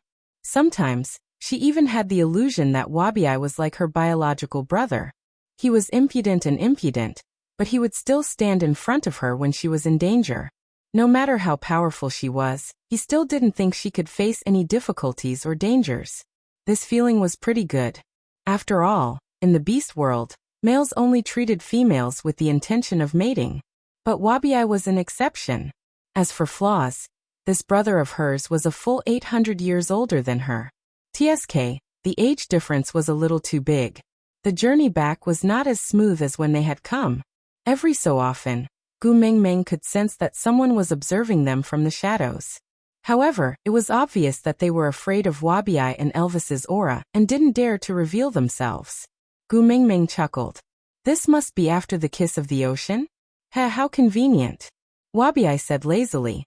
This is the first time I've seen food following me. I don't even have to go far to hunt. Gu Mingming rolled her eyes. Can you not be so hardcore? Before they make a move, we can't make the first move. Wabi clicked his tongue impatiently, expressing his disdain. Gu Mingming did not back down and snorted back. It was night and all was quiet. A few black figures tiptoed in the night sky and slowly approached the sleeping Gu Mingming. He was secretly delighted in his heart. Although he was powerful, he was a little too arrogant and conceited. He actually slept so soundly. Wasn't he a little too careless? One hand slowly reached towards Gu Mingming, wanting to take away the kiss of the ocean from her. However, before his hand could even touch her clothes, he felt a sharp pain.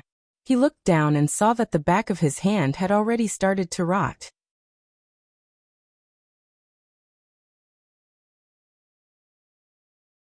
Chapter 785. Tisk. After a soft sound, the black figure with a broken hand was thrown away.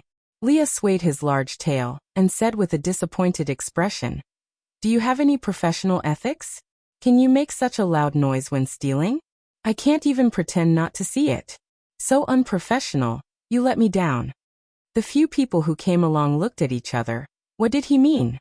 Gu Mingming sat up from Elvis's arms. Elvis's blue eyes were filled with love as he looked at her. He rubbed her little head and said, In the end I still disturbed your sleep, right? Gu Mingming sighed and said, I knew they were following me. I couldn't sleep well. Elvis kissed Gu Mingming's little face lightly and said, It's all right, I'll settle it soon. With that, Elvis stood up and walked step by step towards the few thieves who disturbed Gu Mingming's sleep. Even stray beasts have rules. Elvis stretched his neck to the left and right as a warm-up. In a flash, he grabbed the rat beast that was trying to escape and threw it into the sky. A huge eagle owl flew past at a low altitude, and its two claws that were like metal pincers dug into the rat beast's flesh, directly throwing it into the sky. A cry of agony could be heard from 300 meters away, followed by scattered pieces of flesh falling from the sky.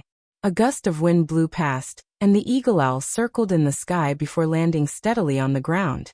He already looked like a sickly young man, his face as white as the moonlight and without a trace of life. His gaze was cold and not sharp, but it was as if he was strangling the throat of the person being stared at, causing fear to rise in one's heart.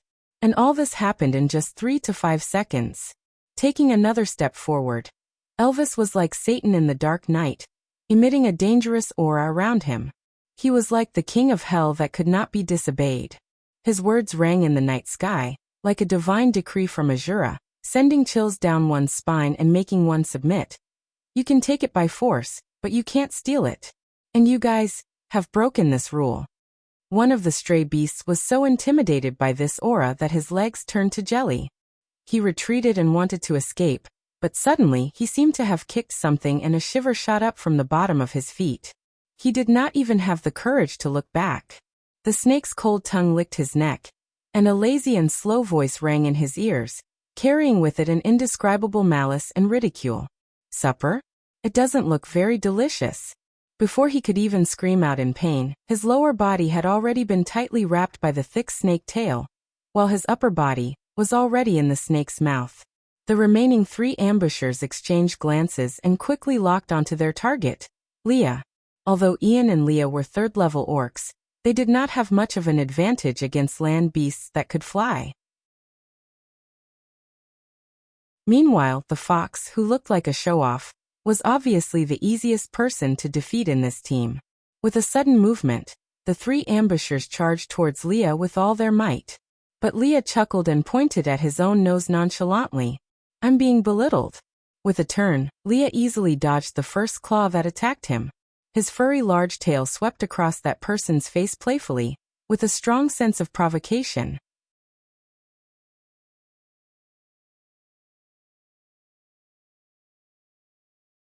Chapter 786. The second stray beast that attacked Leah was grabbed by the wrist by Leah. With a snap, his arm was dislocated. It was not forcefully broken, but from the joints. The flesh was still connected, but the bones were broken. That arm was like a pendulum that had lost its power, hanging down casually. "TSK, TSK, TSK, stretching out your claws in front of the witch doctor. Looks like you really don't want your claws anymore." Leah nimbly ducked under the other arm of the second stray beast and hid behind his back. At this moment, the third stray beast's claws had already pierced through the chest of the second stray beast and was heading straight for Lee's throat. Luckily, Leah was not sticking close to the second stray beast's back. Instead, he was 1.5 steps away, so the third stray beast's blood-stained hand missed. He retracted it and threw the second stray beast's corpse onto the ground without any guilt. Leah patted his own chest. "Aya, you scared me to death. I almost got touched by you. TSK, so annoying. Our Meng Meng doesn't like others touching me." There was only one of the three stray beasts left, and it was the only 4th-level orc among the three. Given Lee's current abilities, it was very dangerous to go against him. In order not to be attacked from both sides, Leah had decided to get rid of the 2 3rd-level beasts first. But even if it was a one-on-one battle, it was still very difficult to retaliate with the difference in levels. Apart from Gu Mengmeng, he did not care about anyone else's life or death. Ian wanted to step forward to help Leah, but was held down by his shoulder by Elvis. Ian looked at Elvis in confusion, but Elvis turned to look at Gu Mengmeng. With Gu Mengmeng's current abilities, helping Leah was just a matter of beckoning her finger. But she did not move at all. She just clenched her fists tightly and stared at Lee's battle. She did not even have the intention of asking Elvis to help Leah. Then Elvis's gaze was gentle. The corners of his lips curled up into a beautiful curve. Leah had been seen through. The stray beast's fangs pressed towards Lee's spine. If he bit down, Leah would be crippled even if he did not die. "Leah, I won't allow you to get hurt." Gu Mengmeng sat on the spot. Her voice seemed like a slight ripple, but it could not conceal the waves hidden within. Her voice was trembling. She was afraid. This knowledge made Leah hesitate. Should he continue pretending? If the way he did it for her good made her worry, then would he still persist? No, you can't. Because he had already hurt her once for her own good. He absolutely could not let it happen a second time. With a sweep of its fluffy tail, it sent the stray beast flying. The tip of his foot touched the ground lightly, but his entire body bounced up as if he had stepped on a spring. In an instant, he landed behind the stray beast that had been sent flying and kicked his lumbar vertebrae.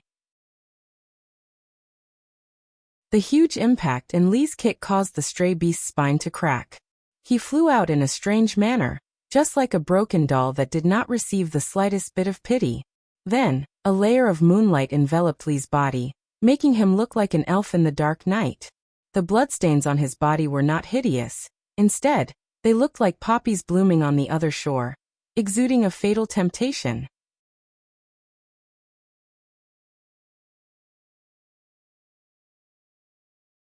Chapter 787.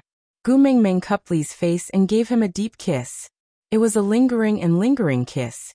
"Leah, congratulations on leveling up." Leah didn't reply and just hugged Gu Mengmeng in his arms. This little one was too shrewd now. It was getting harder and harder to deceive her. But this difficulty made him feel an unprecedented sense of bliss. She was paying attention to him like this. She didn't say anything, but she knew everything. After half the night, coupled with the blood and corpses all over the ground, it looked like a slaughterhouse. There was no way she could sleep in this place. Elvis carried Gu Mengmeng in his arms and used a beast's skin to cover her head to let her catch up on her sleep. Meanwhile, The few males continued their journey towards Saint Nazaire. It was normal for males to not sleep for a few days and nights. They had to stop and rest every night just to take care of Gu Mingming's routine. Although Gu Mingming didn't need to do anything in the middle of the night, she was still very nervous. Now that she was at ease, her deep sleepiness couldn't be dispelled no matter what. She slept all the way until noon when she was woken up by hunger. When the sun was at its hottest, it was the most torturous for Wabi. He lay lazily on the tree, his head drooping, not wanting to talk to anyone. He did not sleep, nor did he move. He just sat there like a rubber snake. Although Ian could fly, his strength was at its peak at night. During the day, he looked even more lethargic and listless, as if a gust of wind could blow him over. He was a male, but he looked as if he was suffering from anemia due to menstruation for 30 days a month. She didn't know what was going on. Seeing how weak he looked like a little sister in the forest, Gu Mingming felt that not feeding him was torture, not to mention letting him hunt. So, Elvis handed Gu Mingming over to Leah and went out to hunt. Gu Mingming sat in Lee's arms and stroked his large tail. She exclaimed in surprise, your tail seems to have become thicker after you leveled up." Seeing that Gu Mingming liked his transformation, Leah couldn't help but smile. He said, "The appearance of the Snow Fox tribe will change according to their level." Gu Mingming turned around and looked at Lee's face carefully. Leah was good-looking to begin with. Coupled with his otherworldly aura, he looked like a demon or a deity. Perhaps after looking at him for a long time, Gu Mingming had become immune to it, so she had not carefully scrutinized Lee's facial features for a long time. Gu Mingming then looked at his eyes seriously after he mentioned it. Her eyebrows looked a little thicker than before. She looked a little less charming and more heroic. His tall nose seemed to have narrowed a little, becoming a more standard Western tiger's nose instead of the Oriental lion's nose. The tip of his nose was firm, making his facial features more three-dimensional and deep. A pair of long and affectionate eyes seemed to be filled with spring water, pouring a pool of deep love onto Gu Mingming's face, as if she was the only person in the entire world who could see him. His thin lips did not have a single wrinkle, and looked as perfect as a work of art carved by God. His slightly open mouth was like an invitation, making Gu Mingming feel an urge to immediately offer her lips to him. Lee's face was even more perfect than before, so perfect that every angle was like a masterpiece.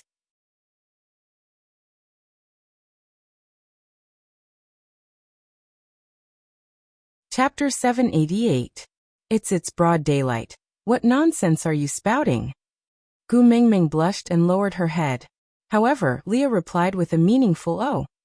His lips moved closer to Gu Mingming's ear, his warm and ambiguous breath sprayed onto Gu Mingming's earlobe. With a hoarse voice he said in an ambiguous tone, "So this is an invitation? You can pamper me at night, right?" She did not know if it was a psychological effect, but Lee's hormones seemed to have increased after he leveled up. She should have been used to being teased, but after being teased for half a year, she could no longer resist Lee's advances.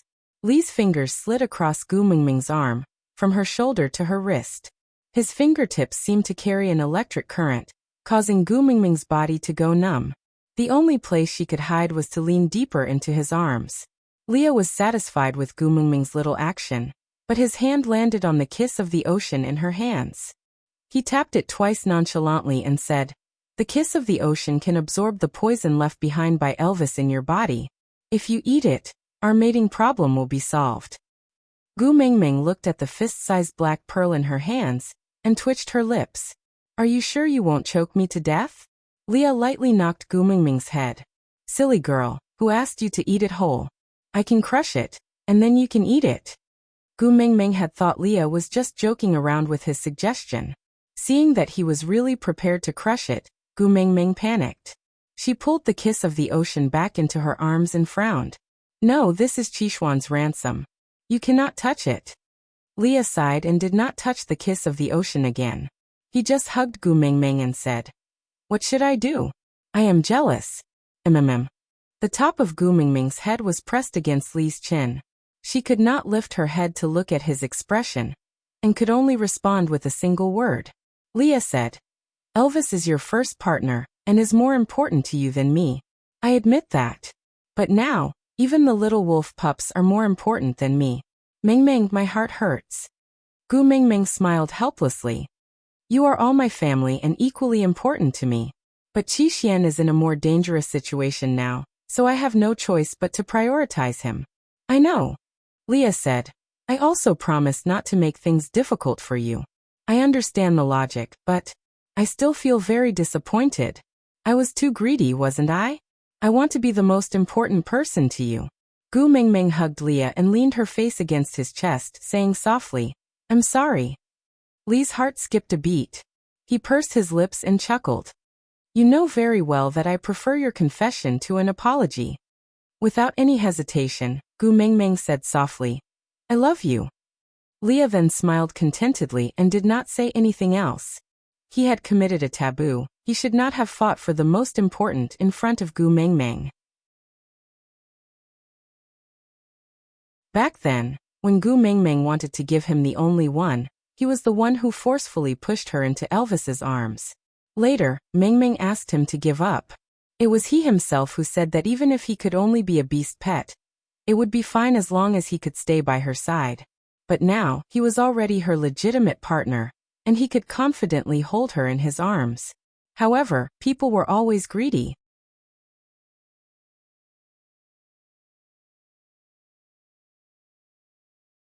Chapter 789. Actually, you could have leveled up a long time ago, right? Gu Meng Meng pressed her little face against Li's chest, listening to his heartbeat. Although it was a question, it sounded like a statement when it came out of his mouth. Leah chuckled and did not deny it. Gu Meng Meng continued. I thought about it many times after that. Previously, when we were attacked by stray beasts, although you were caught in a pincer attack, the other party was also a third-level orc. With your third-level energy reserves, as long as you broke through the boundary, you could use the level system to turn the situation around. But you seem to rather be injured than leveling up. I always felt that it was strange, until last night, when those 3 stray beasts attacked you together without any discussion. Only then did I understand what you were thinking. Li's face carried an indulgent smile throughout. He had always disliked others guessing his thoughts, especially when his thoughts were seen through. He would be very resistant and immediately force himself to hide his emotions even deeper. But when he was seen through by Gu Meng Meng, he felt a faint sense of excitement and anticipation. It was as if his carefully wrapped present was opened by his beloved, and with just one look, the other party knew how much effort he had put into choosing the present and how meticulously he had wrapped it. The feeling of his efforts being seen and cherished was really good. It was so good that the blood in his entire body warmed up, nourishing every cell in his body. Tell me about it. Leah coaxed Gu Meng Meng to say more of her thoughts. He liked to hear her describe her thinking process, because he could not enter her brain to see clearly how she looked when her mind was filled with himself. So he treasured every word she explained to him, and even more so, he treasured the lively expression on her face when she talked about topics related to him. Gu Meng Meng did not know how Leah was feeling when he looked at her. His gaze towards her was always affectionate, and she seemed to have gotten used to it. But thinking about the reason why Leah was unwilling to level up, Gu Meng Meng could not help feeling a little heartache. She sighed softly and said, You didn't level up because you wanted to focus all the danger on yourself when we encountered a situation like yesterday, using yourself as bait to ensure my safety. His heart trembled. His Gu Meng Meng was so sensitive, he felt warm and proud, but also a little uneasy. As sensitive as she was, she couldn't accept his kindness with a clear conscience. Gu Meng Meng looked up and met Li's eyes. She said seriously, You clearly know that I am already strong enough now. You don't need to do this anymore. Silly girl. Leah rubbed Gu Meng Meng's head. The sunlight passed through the leaves and landed on his face, bringing much warmth to his smile. He pulled Gu Meng Meng's little hand to his lips and kissed it before continuing. No matter how strong you are, you will always be my weakness. If you are even the slightest injury, it would be my heart.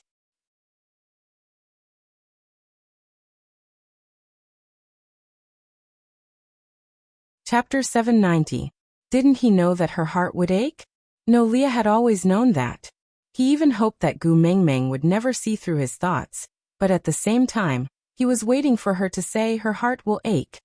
Gu Mingming looked up into Li's eyes and said seriously and cautiously, "When Snake died, I almost couldn't recover from the setback. If not for you and Elvis staying by my side, I might never have been able to walk out of it. Do you want me to experience that kind of collapse again? If you were the one who died, I would break down." Leah hugged Gu Mingming tightly in his arms and kissed her left ear, saying intimately, "I was wrong, I shouldn't have made you worry. Don't be angry, don't be sad, forgive me, all right?" Gu Mingming's chin rested on Li's shoulder and she tilted her head, saying softly, "Hurry up and become stronger. Didn't you say that you will accompany me to bully others and become tyrants?" Leah chuckled, holding Gu Mingming's little face and kissing her lips. Under the sunlight, his smile was exceptionally radiant and beautiful, saying, "All right, as long as Gu Mingming says it, I will do it. I will quickly become stronger. Then accompany you to bully others and rape others." Gu Mingming basked in the sun, feeling much more relaxed now that she had spoken her mind. Leah would always do what he promised her. He said that he would become stronger, and that he would no longer use himself as bait. This made Gu Mingming feel much more at ease. After waiting for a long time, Gu Mingming turned to look into the distance and said worriedly, "Why isn't Elvis back yet?" Leah also felt that with Elvis's abilities, the time taken for this hunt was a little too long. Not wanting Gu Mingming to worry, he said casually, "After all, this is not our territory. It might be more troublesome to find satisfying prey. You also know, other than meat, he also wants to be picky about the skin." Gu Mingming nodded. Yes. After the rainy season ended, it was going to be winter. At this time, Elvis really had to start preparing the beast's skin for their family to use during the winter.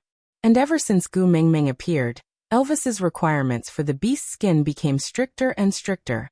Sometimes, Gu Mingming even suspected that Elvis was a Virgo. Thinking about this, she did not say anything more and continued to nestle in Li's arms, stroking the two. The upgraded version of Big Tail was waiting for Elvis to return.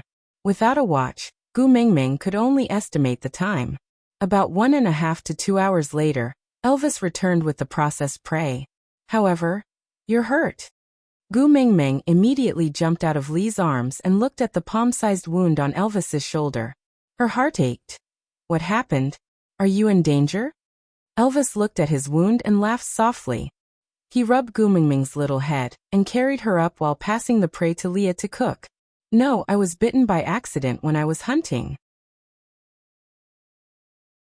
I have a strong recovery ability. I'll be fine tomorrow or the day after." Gu Mingming frowned and looked at Elvis. "You promised not to lie to me. A 5th-grade orc had been bitten by its prey during a hunt? Why don't you say that a wolf jumped into a rabbit's nest and was eaten by the rabbit?"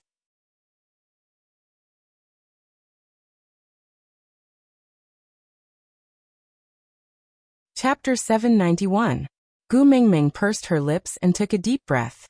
She stared into Elvis's eyes for a long time without saying a word. Elvis felt guilty from her stare. Gu Mingming was too observant now, and it was too difficult to hide anything from her. "Xiao Ming." Elvis opened his mouth, wanting to beg for mercy. But Gu Mingming didn't give him a chance. She raised her head and shouted, "Lia Ian Wabi, follow me." Gu Mingming pushed Elvis and jumped down from his arms. The 3 people who were called out did not say a word, and just stood a step behind Gu Mingming. "Xiao Ming." Elvis wanted to say something but stopped himself. He wanted to call out to her but didn't know how to start. Gu Mingming frowned and looked at the wound on Elvis's shoulder. Feeling vexed, she shook her head and said, "My man was bitten to this extent. If I don't pull out all his teeth, I am not Gu Mingming." With that, she turned to leave.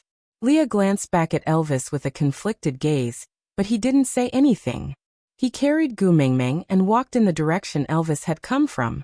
There was a rustling sound in the bushes and Gu Mingming knew that it was the little snake that Wabi had brought out from the Snake King Valley. She instructed, "Lead the way and find the person who bit Elvis for me." The little snake hissed and stuck out its tongue, replying to Gu Mingming in snake language. Then it shot out in all directions like an arrow released from a bow, fanning out in a carpet search.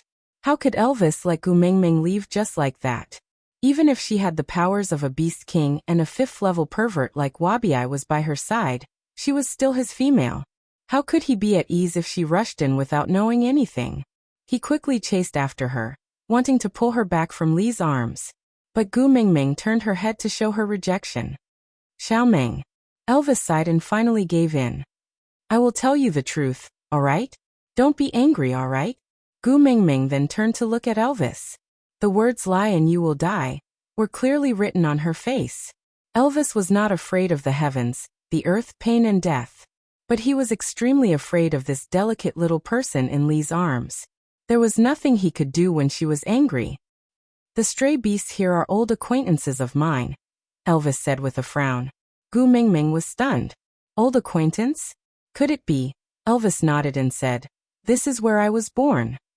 Under Gu Mingming's signal, everyone stopped in their tracks and just stared at Elvis. Gu Mingming sighed and opened her arms towards Elvis in Li's arms. Hug.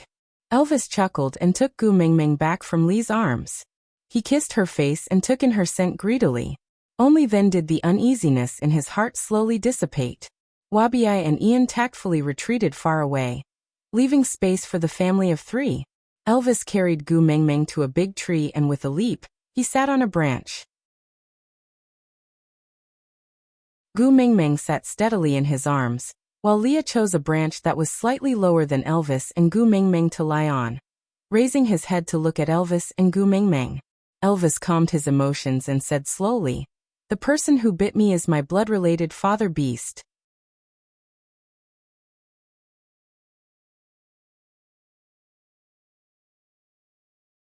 Chapter 792. Seeing that Gu Mingming's expression was not right, Elvis felt a little heartache and asked, Actually, you don't have to force yourself to face them, I can handle it. Gu Mingming did not say a word and just lowered her head. She had already imagined a drama about the feud between the rich and the powerful. Elvis's father would throw a blank check at her face and say with a dark tone, Fill in the amount yourself. Take the money and get lost from my son. A woman like you is not worthy of my son. Then, Gu Mingming would slap the table and stand up to retort with a classic line. I'm different from the other women around him. I'm not with him for money. Then Elvis's father would sneer sinisterly. You refuse a toast only to drink a forfeit. Very good. Then your friends around you will start to be unlucky one by one. I want to see how long you can fight with me for. Gu Mingming had already started to shiver. When Elvis's father threw her a check, should she obediently accept it, and then use the money to support Elvis? Or should she tear it into pieces domineeringly and throw it back at his father's face? Wait. She seemed to have neglected a very important question. What question was it? There were no checks in the beast world. Then, what would his father throw at her face? Beast skin? Xiaomeng. Seeing that Gu Mingming did not answer him, Elvis's expression kept changing and no one knew what he was thinking. He was a little worried and frustrated. He had already tried his best not to get hurt, but that old fellow still bit his shoulder. Damn it. Gu Mingming looked up with a wronged expression. She pouted and asked, Will you listen to your father? Elvis. Gu Mingming continued, If your father objects to you being with me, will you abandon me? Elvis. Gu Mingming hugged Elvis's neck and said, Let's elope. We'll return to Saint Nazaire now and hide far away from him. Elvis laughed out loud. All his worries were crushed into dust by her invitation to elope. The words that he wanted to explain and comfort were stuck in his throat, finally condensing into an indulgent one. Leah held his forehead, expressing his helplessness at this development. On the way here, he had already noticed that something was wrong with Elvis. Combined with the aura of the orcs who were secretly following them, he could roughly guess the relationship between them and Elvis. But it was obvious that the relationship between Elvis and his beast father was different from what Gu Mingming had imagined. However, he and Elvis were happy to see her not getting involved in this mess, so Leah did not insist on it. He raised his head and said, If you want to run, you have to be quick. Otherwise, they will catch up to us. Gu Mingming sat up straight and was about to climb down from the tree with Elvis. The moment she moved, she was taken aback and smiled bitterly. It's already too late. Leah and Elvis quickly straightened their bodies and entered a state of alertness. They knew very well that Gu Mingming's senses were sharper than theirs. Gu Mingming sat on a tree branch and pointed at the bushes not far away. She smiled and said, "Since we are already here, why hide?" The bushes shook a few times and a male stood up from the bushes. He was tall and burly, exuding an indescribable aura from his body. He looked very much like a darkened version of Elvis. His genes were so strong that there was no need for a DNA test. Aside from the topic, yeah, Daddy Elvis would be online tomorrow. So today's update ended again.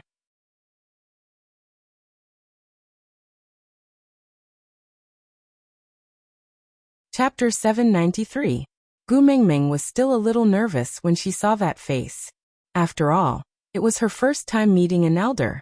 "Greetings, great messenger." Elvis's father spoke first and bowed to Gu Mingming under the tree.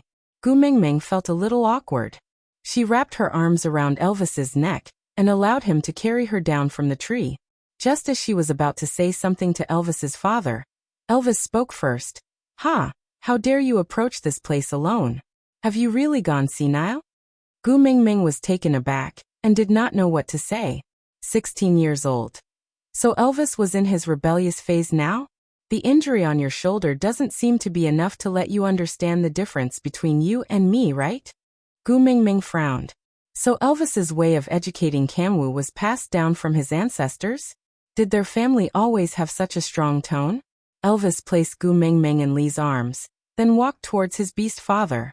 Standing 3 steps away from them, they faced each other. Gu Mingming could almost see the sparks between their eyes. She could feel the sparks flying in their eyes. A male with a female is equivalent to having misgivings and weaknesses. My stupid son, you are actually so deeply involved in it. You have really let down my expectations of you. Elvis sneered and moved his neck left and right. This was a small movement before he prepared to attack. Gu Mingming knew that once this small movement appeared, it meant that he was going to fight with his life on the line. He would not stop until he was dead. With his own father, did he need to be so ruthless? Gu Mingming was worried that something would really happen during the fight. She called out, "Hubby, don't fool around." Elvis's back stiffened, but he still turned around and returned to Gu Mingming's side without any hesitation. His father did not say anything and just smiled in disdain. That smile was extremely sarcastic and arrogant, making people uncomfortable. She did not know how to describe that kind of oppression. Gu Mingming did not like this father-in-law. Even though his appearance was almost 80% similar to Elvis, she still did not like him. With conflict, her tone was naturally not very friendly. She said coldly, "I respect that you are Elvis's father, so I do not intend to treat you in any discordant manner. But I really do not like others to bully my man. So please stop before you go too far.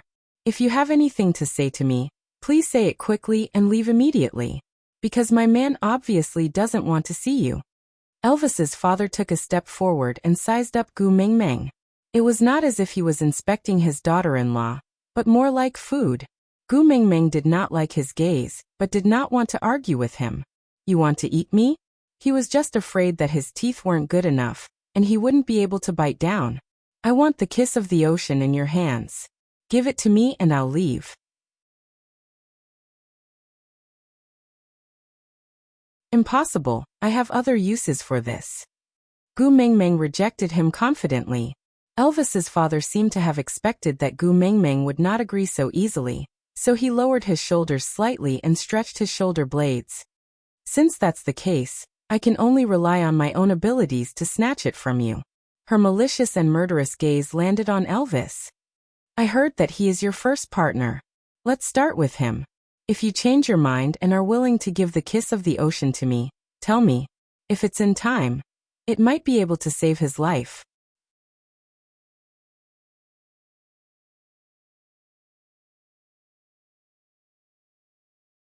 Chapter 794. Both of their fighting styles were swift and fierce. Every move was aimed at fatal spots, and there was not the slightest bit of sloppiness in their movements. Gu Mingming also became nervous. She clenched her fists tightly, trying to control her emotions. A cold sensation wrapped around her ankle. Looking down, She saw a familiar snake tail wrapping itself around her. Wabi. Gu Mingming was puzzled. Wabi yawned nonchalantly. Only by protecting you can your little wolf have nothing to worry about. Didn't you realize? That fellow only needs to create the illusion that he is going to attack you, and your little wolf will be distracted. And he will always be on the defensive. Even though they are evenly matched, they are already at a disadvantage. Even though they knew that no one in the beast world could hurt her, she was still their weakness. These words were not just empty words. Indeed, after Wabi protected Gu Mingming tightly, Elvis's passive situation was alleviated. Although he had already suffered many injuries, his gaze was more focused and his judgment sharpened. Including the time in the ocean, Gu Mingming had fought with stray beasts twice. She knew that the stray beasts' fighting style was brutal and ruthless, but she didn't know they could be this wild. If a battle between a proper tribe and a stray beast was like an NBA basketball game, exciting and tense, with no mistakes allowed and every shot determined the outcome of the game, then the battle between Elvis and his father was like an underground basketball game with a life and death contract. Winning and losing was not just about the game, but also about life and death. So unless Elvis died or killed his own father with his own hands, this battle would not stop? Was he going to force his own son to this extent just for the kiss of the ocean? Gu Mingming really couldn't understand the family relationships in the beast world. She thought that Elvis and Kanwa's interaction was already weird enough. Who knew that it was already the gentle version? Mingming, are you going to eat the kiss of the ocean? Leah suddenly asked. Gu Mingming was taken aback for 2 seconds before she immediately smiled. Yes, I am going to eat it. That way no one will keep thinking about it and steal it. As expected, Elvis's father panicked the moment she said that. He didn't even care about his battle with Elvis or Wabi who was protecting Gu Mingming. He pounced at Gu Mingming, prepared to snatch the kiss of the ocean from her hands. The moment he revealed a flaw, Elvis bit his thigh without hesitation and pulled him back forcefully. He threw him onto the ground and stepped on the back of his waist, looking down on him like a messenger from hell pronouncing death. His face was cold and calm, as if even the most basic fear towards death had disappeared.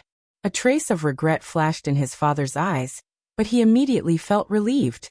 He coldly snorted, "The winner takes all. If you want to kill me, then kill me." Elvis had no intention to be courteous with him. He raised his sharp claws and dug straight for his heart. Wait. Gu Mingming opened her mouth and only used 2 words to disperse Elvis's murderous aura.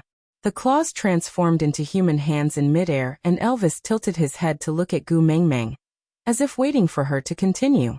Gu Mingming knew that Elvis didn't have a good impression of his father. Even if he didn't know what had happened in the past, Gu Mingming still had the ability to tell the truth. But Gu Mingming still couldn't kill her own father with her own hands.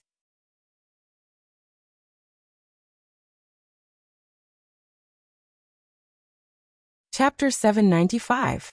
I can't give you the kiss of the ocean, but if you are willing to tell me what you need it for, maybe I can think of other ways to help you. Gu Mingming pushed Wabi away and walked to Elvis's side. Opening her arms, she made a gesture of asking for a hug. She wasn't afraid of Elvis's murderous aura, but she hoped that she could bring Elvis peace and happiness.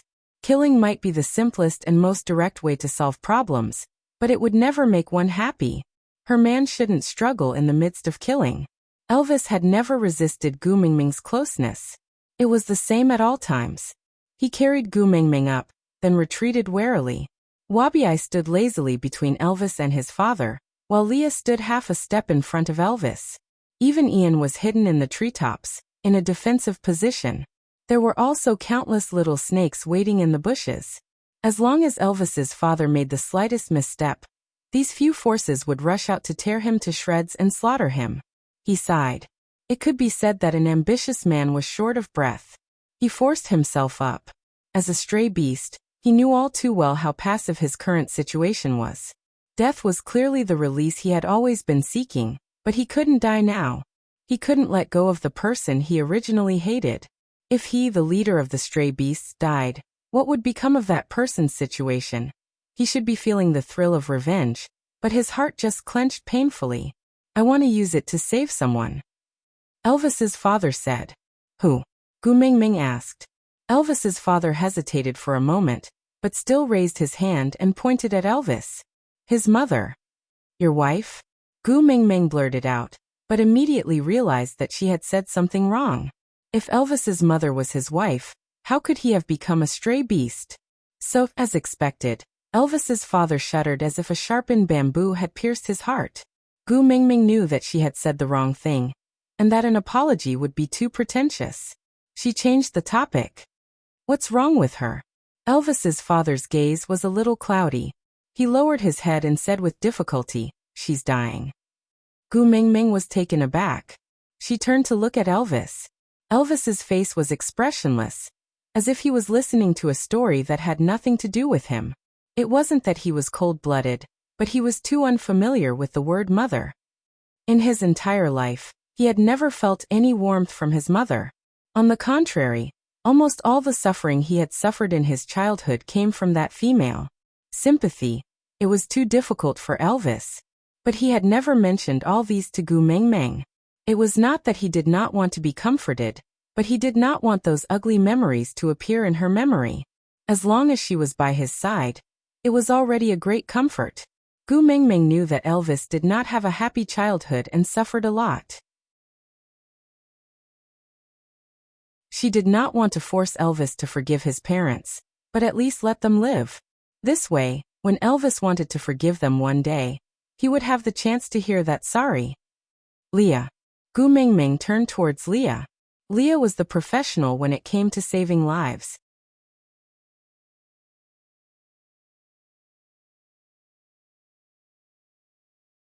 Chapter 796. Glancing at Elvis's father, Gu Mingming shook her head. Let's go together.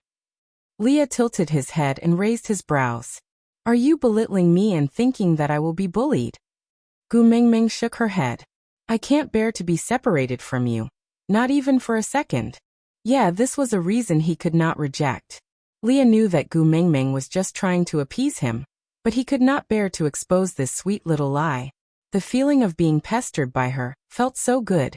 Looking up at Elvis, Leah chuckled. First partner, the female has spoken. What should we do?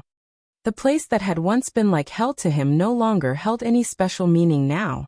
The male whom he had once thought he would never be able to defeat, now had one of his legs bitten to pieces by him.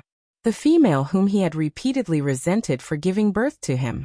He could not even remember what she looked like now. Even so, since Xiaomeng felt that he should go and see her, then so be it.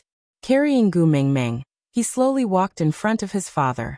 Elvis looked at him coldly, as if he was looking at a stranger. He slowly opened his mouth. His voice sounded like a soul-sucking demon from hell.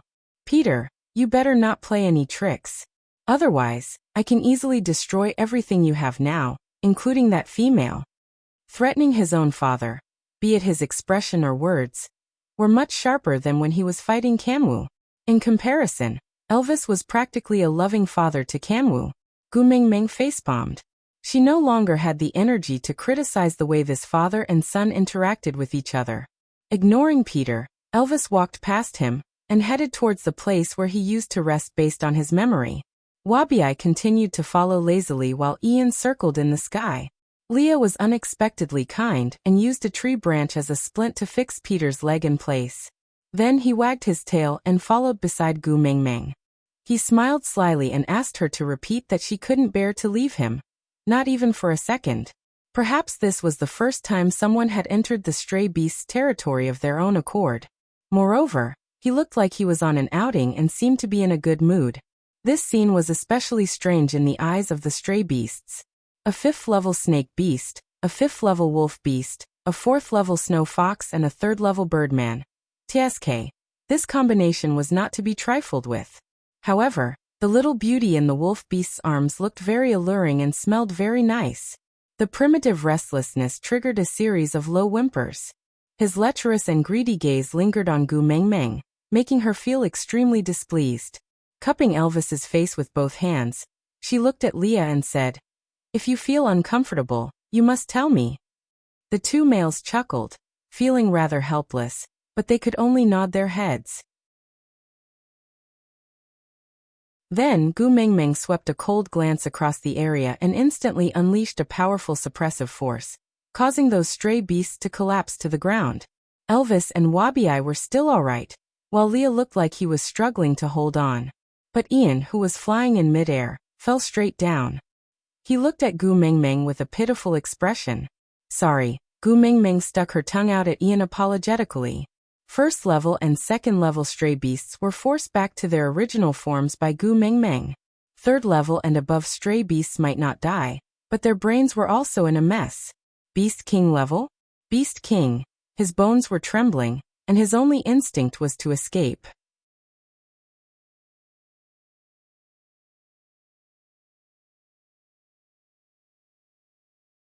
Chapter 797. The layout of the cave reminded Gu Mengmeng of the Water Curtain Cave in Journey to the West. Apart from the fact that there was no waterfall at the entrance, any monkey would be able to pull up the Great Sage equaling Heaven's flag with a pole. She really couldn't tell that this was the cave of a stray beast leader. She had thought that stray beasts lived in places that were as grand as the Lion Camel Ridge.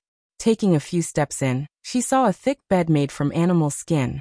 A female lay on it, so skinny that she barely resembled a human. Gu Mengmeng shot Leah a look, and he walked up to check on her condition. Surprisingly, she didn't have any external injuries or internal illnesses. She just looked like she was about to die. Leah looked at Peter and asked, "How long has she been like this?" Peter frowned. "She has been like this since the end of the monsoon season. She refused to eat and has been starving." Gu Mengmeng instinctively glanced at Elvis. Elvis's expression was indifferent, and he didn't react at all. He really treated this female as a stranger. Gu Mengmeng sighed. "You guys go out first. I want to talk to her." Elvis surveyed the surroundings. After confirming that this female was alone, he didn't have anything to worry about. He turned to leave first. Peter was worried but had no other choice but to follow. After everyone left, Gu Mengmeng sat beside the female. "I am Gu Mengmeng. I am Elvis's partner." The female's eyes brightened at that. Her first reaction was to look at the cave entrance. But Elvis had already walked far away. She couldn't even see his back.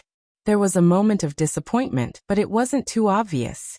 She just lowered her head and didn't say a word. "Shall I call Elvis in and let him talk to you?" Gu Mengmeng probed. The female seemed to hesitate for a moment before shaking her head. "I don't have the face to see him. As long as he is alive, that's enough." All mothers were the same. How could they not dote on their own children? Gu Mengmeng saw that the female was willing to talk about Elvis, so she continued asking. "Elvis has never been willing to tell me about his childhood, but I am actually quite curious. If you are willing, why don't you tell me about Elvis when he was young?" The female's gaze dimmed.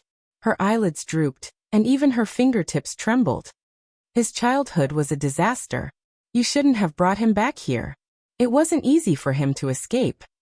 Thinking about how Elvis and his father met, Gu Mengmeng could almost understand what the so-called disaster was about. "But I heard that you're very sick. We can't just leave you to die. After all, you are Elvis's mother," Gu Mengmeng said. The female closed her eyes slowly, and a teardrop fell from the corner of her eye onto the beast's skin. "Elvis, perhaps he wished that he never had a mother like me. You guys go, don't worry about me. This is the price I should pay." Gu Mengmeng did not understand what she meant. She just felt that the teardrop was really sad. "Maybe you can tell me about your difficulties. Maybe I can help you." The female shook her head. "He won't agree. No one can save me. I'm already very satisfied to know that Elvis is safe and sound before I die. I can die without regrets."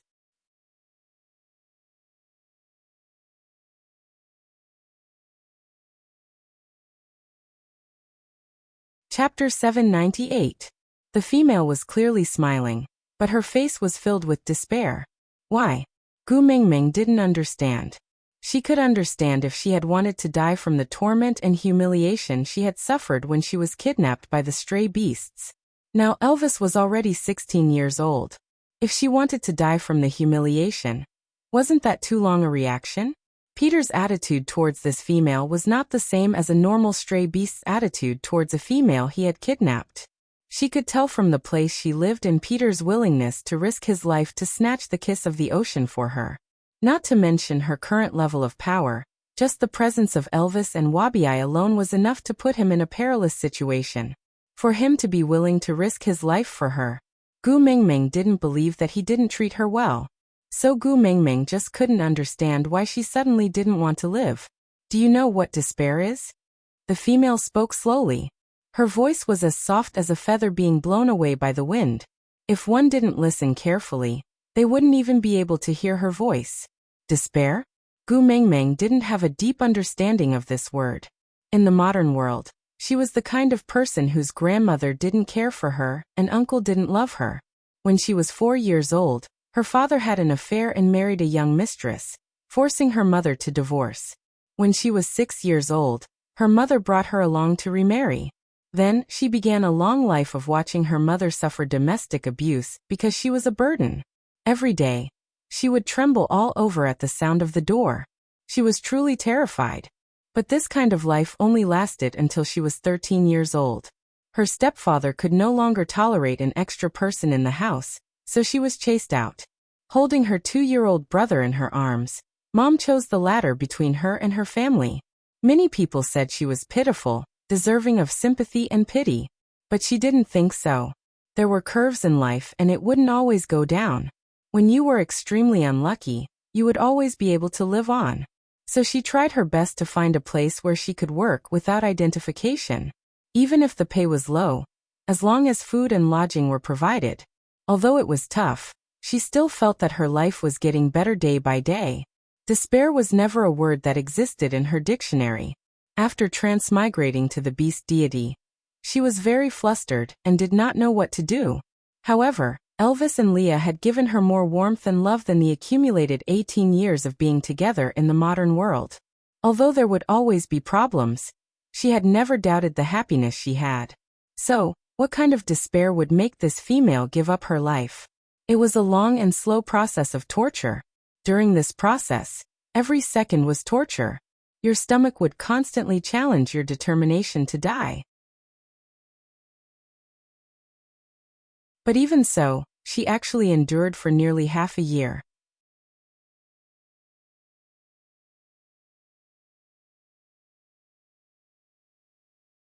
Chapter 799. After that, I even started to persuade Peter to stay. In order to prevent him from hurting my males, I even took the initiative to seduce him. The female's gaze remained blank, as if she was narrating someone else's story in the third person. It would not hurt so much if it had nothing to do with her. It was then that I became pregnant with Elvis. At the mention of Elvis, the female instinctively looked towards the entrance of the cave. Unfortunately, there was nothing there.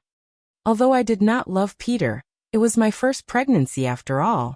I was still very happy. But Peter was forcing me to choose between my children and my only remaining companion. He said that if I wanted to keep my partner, I had to mate with him until the child was miscarried. If I wanted to keep my child, then he had to leave this cave immediately until I gave birth. But the price was that the 2 remaining marks on my body would disappear. Gu Mingming frowned. She could understand if she said that she could not tolerate other males because she was too possessive. But wasn't it too perverted to mate until the child was miscarried? After all, it was his own flesh and blood in that womb.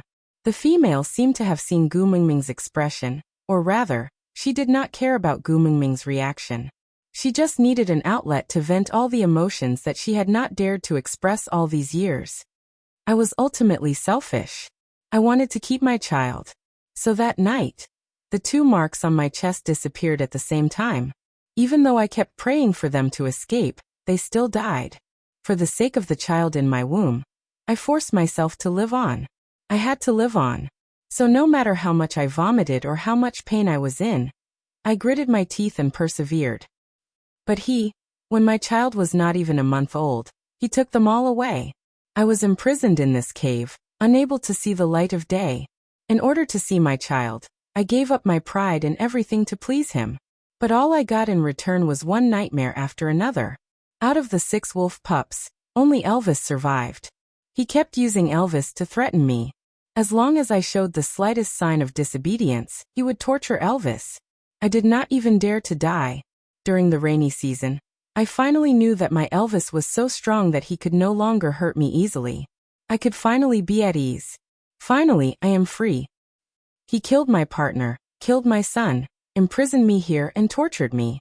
And after so many years, even my hatred has been worn away. True despair is when I don't even have the desire to kill him for revenge. There's nothing in this world that I'm reluctant to part with anymore. Be it love or hate, there's nothing left.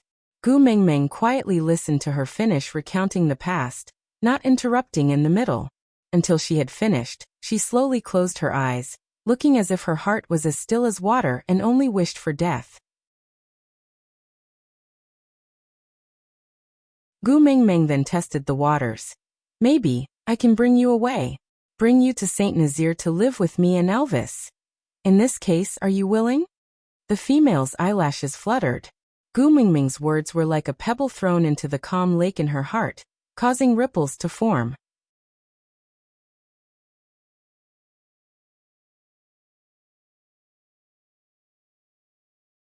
Chapter 800.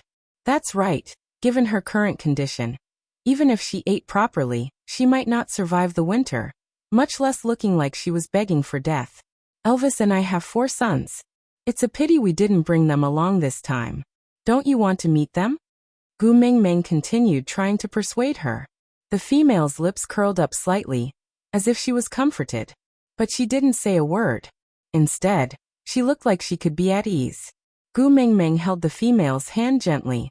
She had seen so many battles between mothers-in-law and daughters-in-law in television dramas, but never imagined that her first meeting with her mother-in-law would be to persuade her not to commit suicide. Perhaps her body was really weak. After speaking so much, she had already fallen asleep from exhaustion. Gu Mengmeng pulled up the beast's skin and covered her up before leaving the cave. Elvis seemed to have become impatient from waiting. Just as he was about to go berserk, he finally saw her coming out from inside, and his tightly furrowed brows relaxed. He scooped her into his arms and hugged her tightly. Only then did he feel at ease. Peter looked into the cave with concern in his eyes. Even though he couldn't see the female from this angle, Gu Mengmeng said, "She said a lot and is very weak now. She has already fallen asleep." Peter was taken aback. He stared at Gu Mengmeng in disbelief for a long time. He said doubtfully, She spoke to you?" Gu Mengmeng nodded. Peter was so agitated that he almost cried. "She's willing to speak. It's good that she's willing to speak. She hasn't spoken for months. No matter what I do, she won't say a single word." Gu Mengmeng really didn't understand. Since Peter loved her so much, why did he do such cruel things to hurt her? What was his motive? "Lower your voice. She just fell asleep." Before Gu Mengmeng finished her sentence, Peter was already nodding and keeping his mouth shut, not daring to make a sound. Gu Mengmeng wrapped her arms around Elvis's neck and gestured for him to walk out. Peter wanted to ask more about the female, so he naturally followed. When they were far enough away, Gu Mengmeng asked Elvis to stop. She then frowned and sized Peter up. "What did she say to you?" Peter desperately wanted to know every word she said. Even if it was just a paraphrase, it would be a great comfort to him. Gu Mengmeng pursed her lips and did not speak. She just stared at Peter. Wabi said lazily, "I'm tired. I'll find a place to sleep. Wake me up when it's time to eat." Ian rolled his eyes at Gu Mengmeng with a face that looked like he was about to die. It was obvious that he was still holding a grudge against her for releasing her pressure outside and causing him to fall. Without saying a word, he left with Wabi. Leah sighed. Although he was also Gu Mengmeng's partner now, this was clearly an old matter of the Elvis family, and it was not convenient for him to listen in. Hence, he kissed Gu Mengmeng's little face and said, "We haven't had lunch yet. I'll go prepare something delicious for you. Auntie looks very weak, so I'll prepare some good food for her." Gu Mengmeng understood everyone's consideration, so she nodded and returned a kiss on Lee's cheek. "Thank you." Leah lightly scratched Gu Mengmeng's little nose and smiled. "Silly girl, why are you thanking me?" You're tuning in to the Li Mei's Wuxia Whispers YouTube channel. We're so grateful for your support, and don't forget to subscribe to join us on this incredible journey through captivating stories. Your generosity through donations truly makes a world of difference, as it's the primary source of revenue that allows me to expand and enhance this channel for you. Thank you from the bottom of my heart for being a part of this adventure.